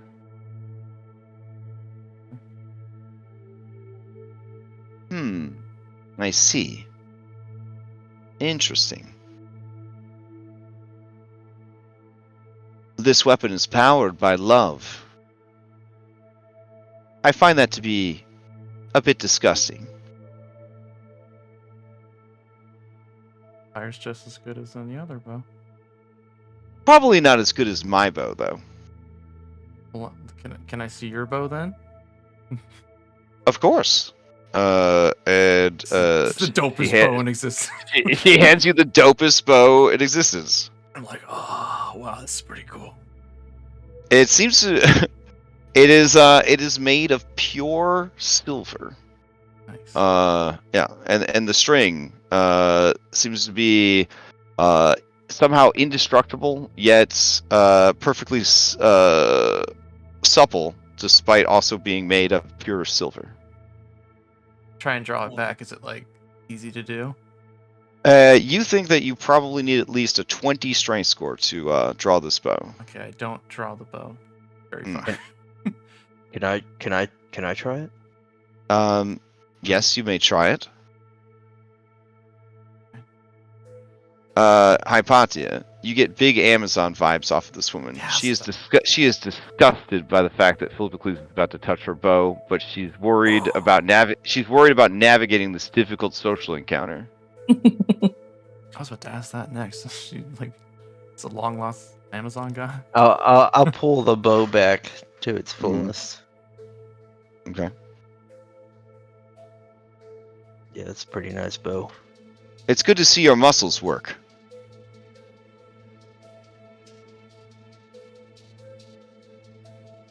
Well, yeah, I mean, what good are muscles if they don't work? Exactly. I'll hand it back to her. Thank you. Hopefully, once all this is done, you can go hunting new prey again. That would be incredible. Now getting a feel for, a hunter being stuck in one spot forever is going to be. Oh yeah, this is like a caged beast. Like she is. You could feel the frustration and the. It's not even desperation at this point. It's just defeat. Coming off of this woman. Are you familiar with the Amazons? I am familiar with Amazons. Are there Amazons? There are. Have the sea sirens finally figured it out? Have they? No, it couldn't be. That idiot Pontus is still there. I see him. He's over there. She points to him. That guy, Pontus. Yeah, if he's still around, then the men haven't been enslaved yet. Kayla, what are you doing? I told you, enslave the men already. Kayla looks to the king and makes an apologetic smile and starts to quietly try to explain to him that there's not going to be an uprising, that the women aren't going to try to enslave the men. No, Honestly, they could just be kept as breeding stock. They offer nothing else of use. on The the Amazons surface on the world, surface, yeah. they learn differently. Men learn differently on the surface? No, the Amazons on the surface. So there are Amazons on the surface. Yeah, and they prosper. That's wonderful news. I would go visit them if I could. I think you would like Yala. What is a Yala? That name is familiar to me. She was the daughter of Sydon. Isn't Yala dead? The Titan Yala is dead. Her namesake, Sidon's daughter, is still alive. She fought with us against him.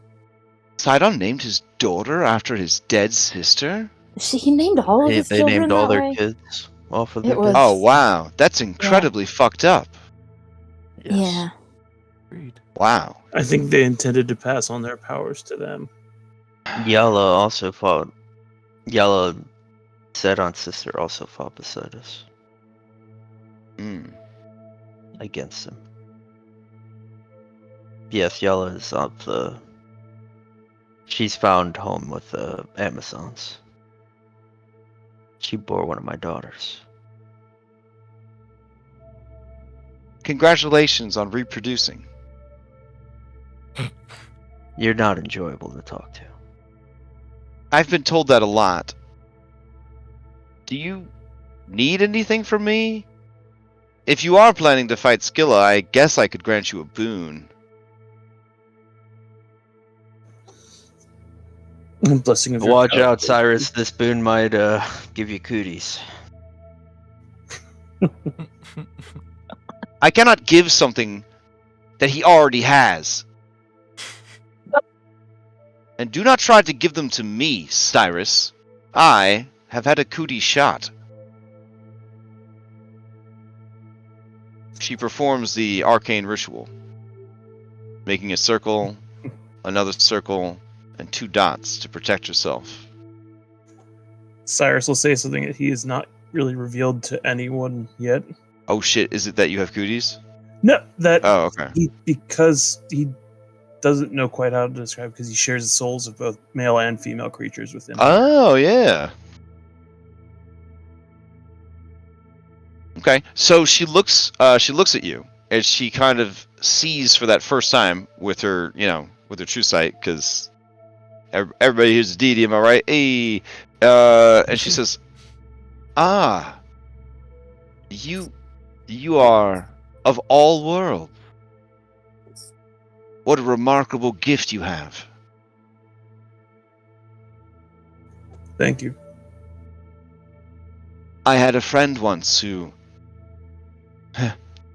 they were very funny. a real jokester. Always up to japes.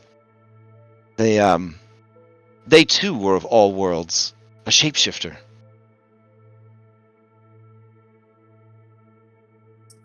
Do you remember what she looked like? Well, they appeared as many different things. Men and women and animals, monsters. Makes sense. Also, I suppose my father was such a being as well.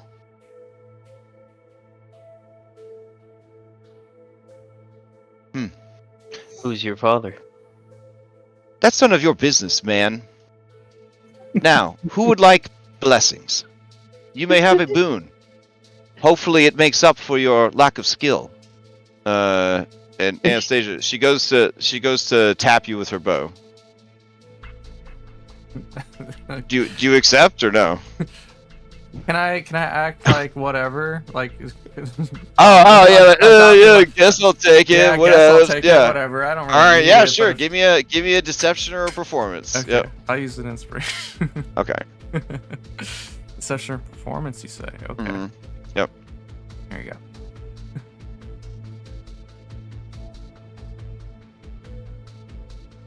Okay. I don't need to lie. I know all about my lack of skill. Okay.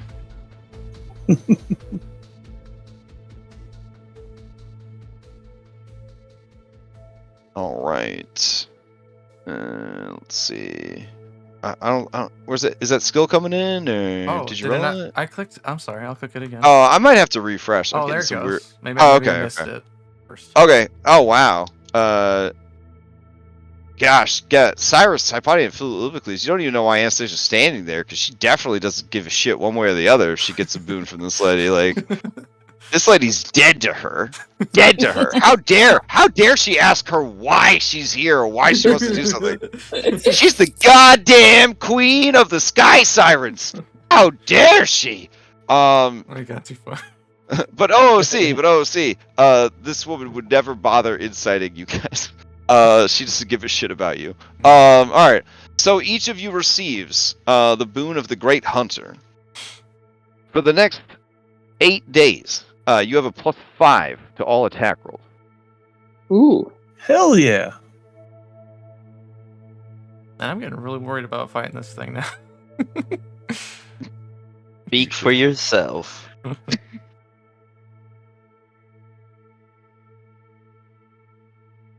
And since we're at time, I will make these boons in Foundry so that they Oh, okay. actually the ones they could be used / they'll have like a timer on them that'll last 8 days or whatever, and they can modify your stuff so you don't have to worry about hey wait, there's a +5 on there kind of thing. Okay.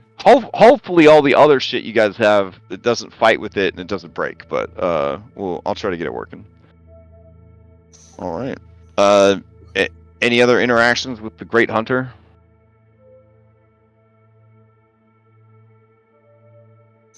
Thank her for her time. Okay. She says, "You should thank me, Ugh. and Now- you're welcome." Can I have my bow back? Of course you can. Thank you. And I am glad that you found love.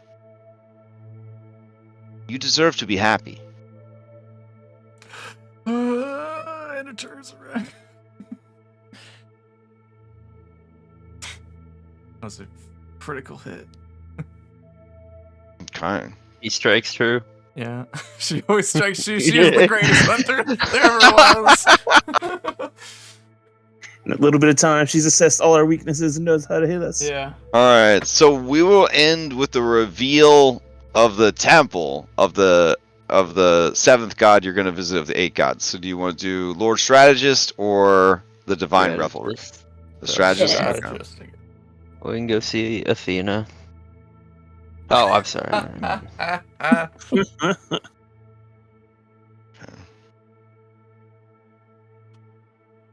Rounded out with Bacchus. I mean, Yeah, it's so Dionysus. crazy to me that Phil knows these people, but in their cartoon form. They're cartoon form. What are you talking about, sir? Sir. Oh, is this Artemis? Oh. Yeah, it's 100% Artemis. Hey, Fuck yeah. hey, Artemis. don't be meta, so that we're not. What do you being mean? meta. Be like 50 times, Hyponia. This is canon. I They am recognize going Zeus. to. I'm going to sending to Chandras while we're on our way to this great stratagem and ask him to find out about Hades' family. Yeah, we definitely need a bigger picture on that because I can Well, tell like, what you are we about supposed- it. I saw the movie like 50 times.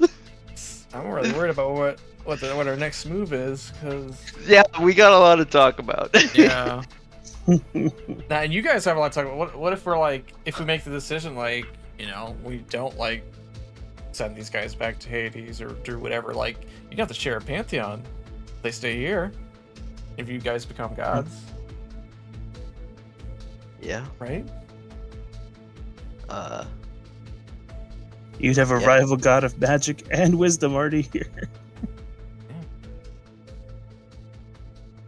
All right. Let's see.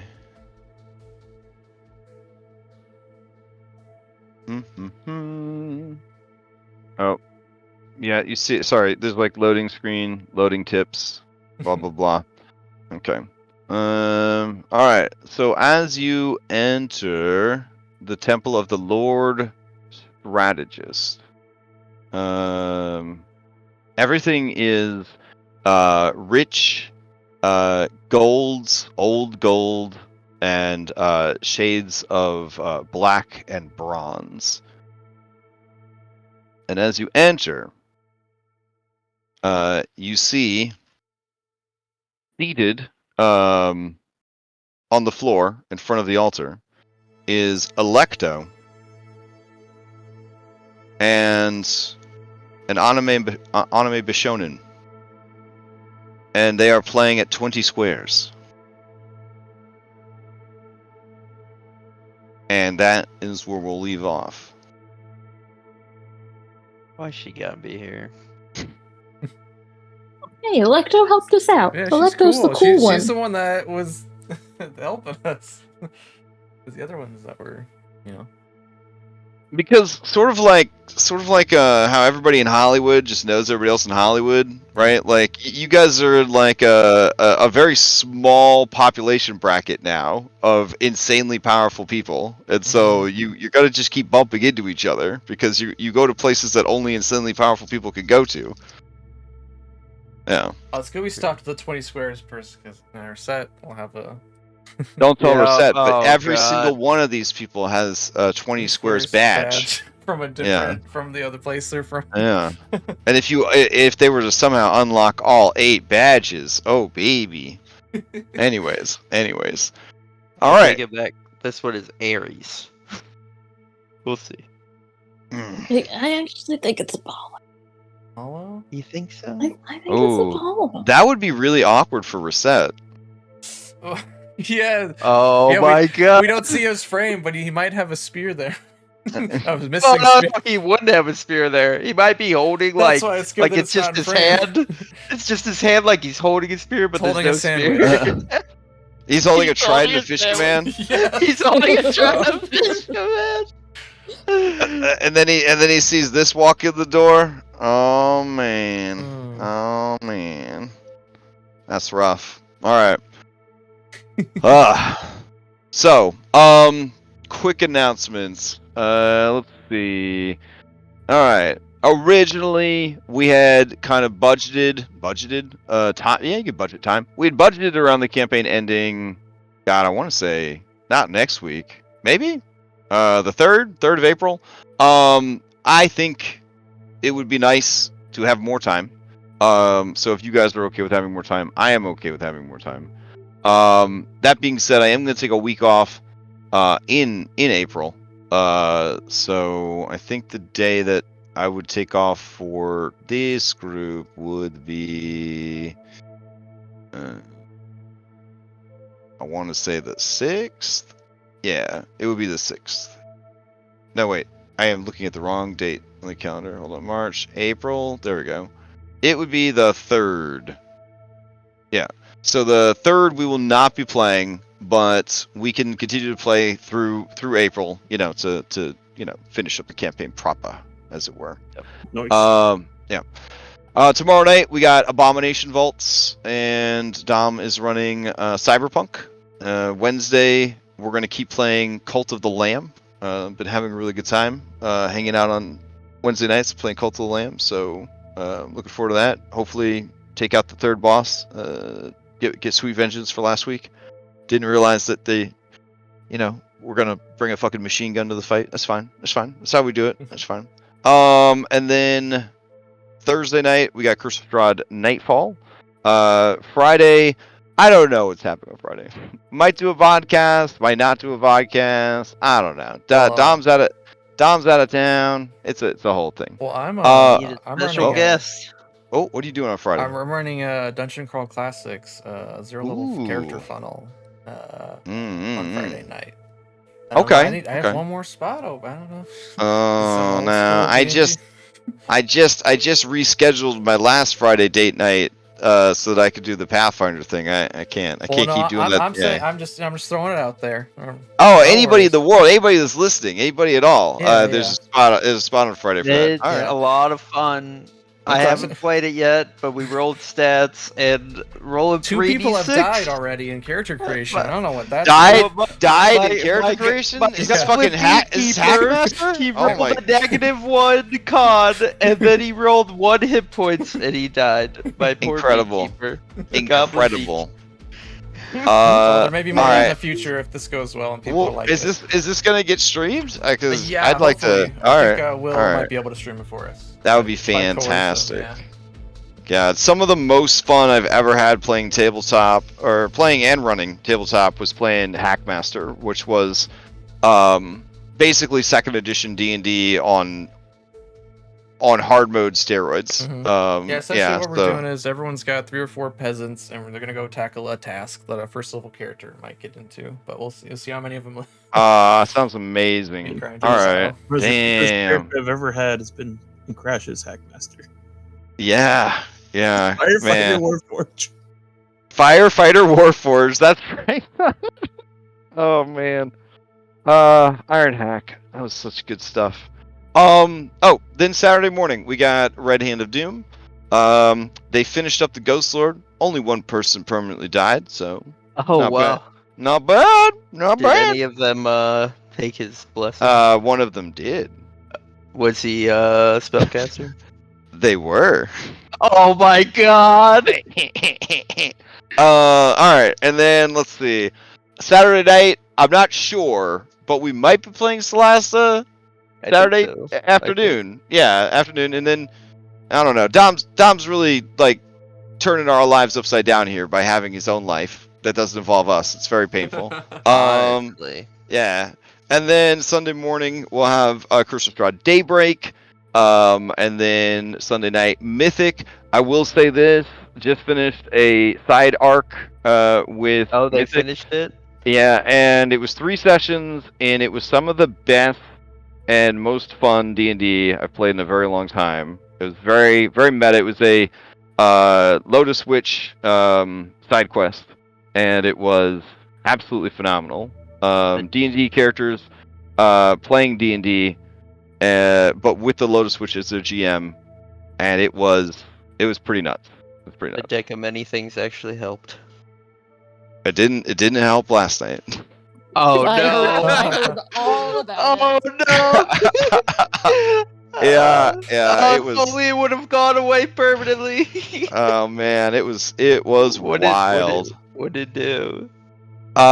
He got he drew 2 cards. The first one was gain a level, get a random magic item, and he got plate mail of necrotic resistance, immediately equipped and attuned.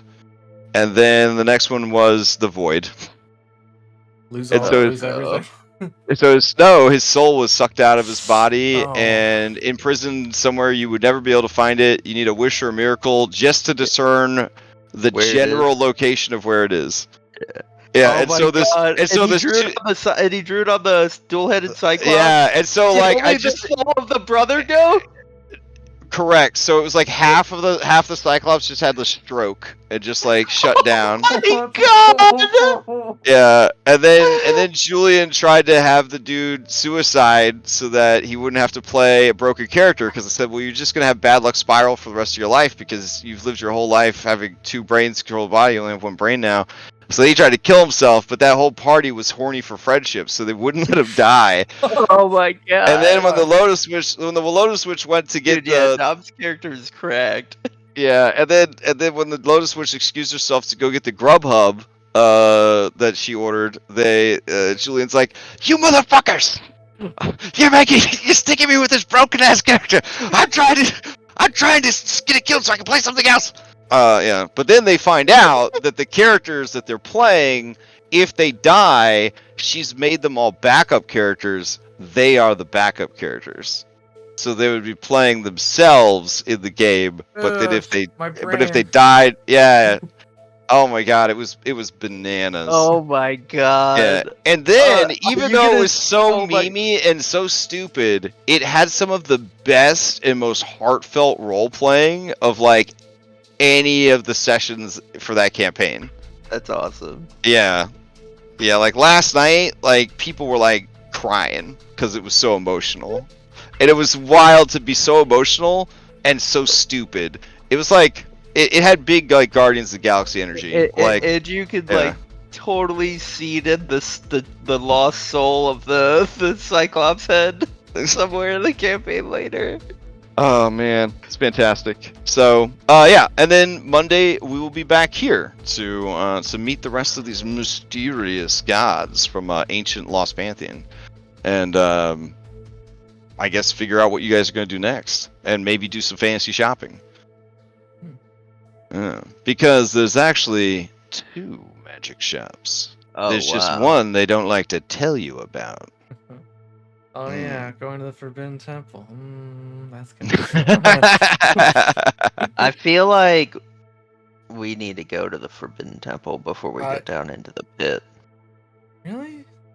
I mean, yeah, probably. Man, if it's forbidden, I'm just saying there's something there.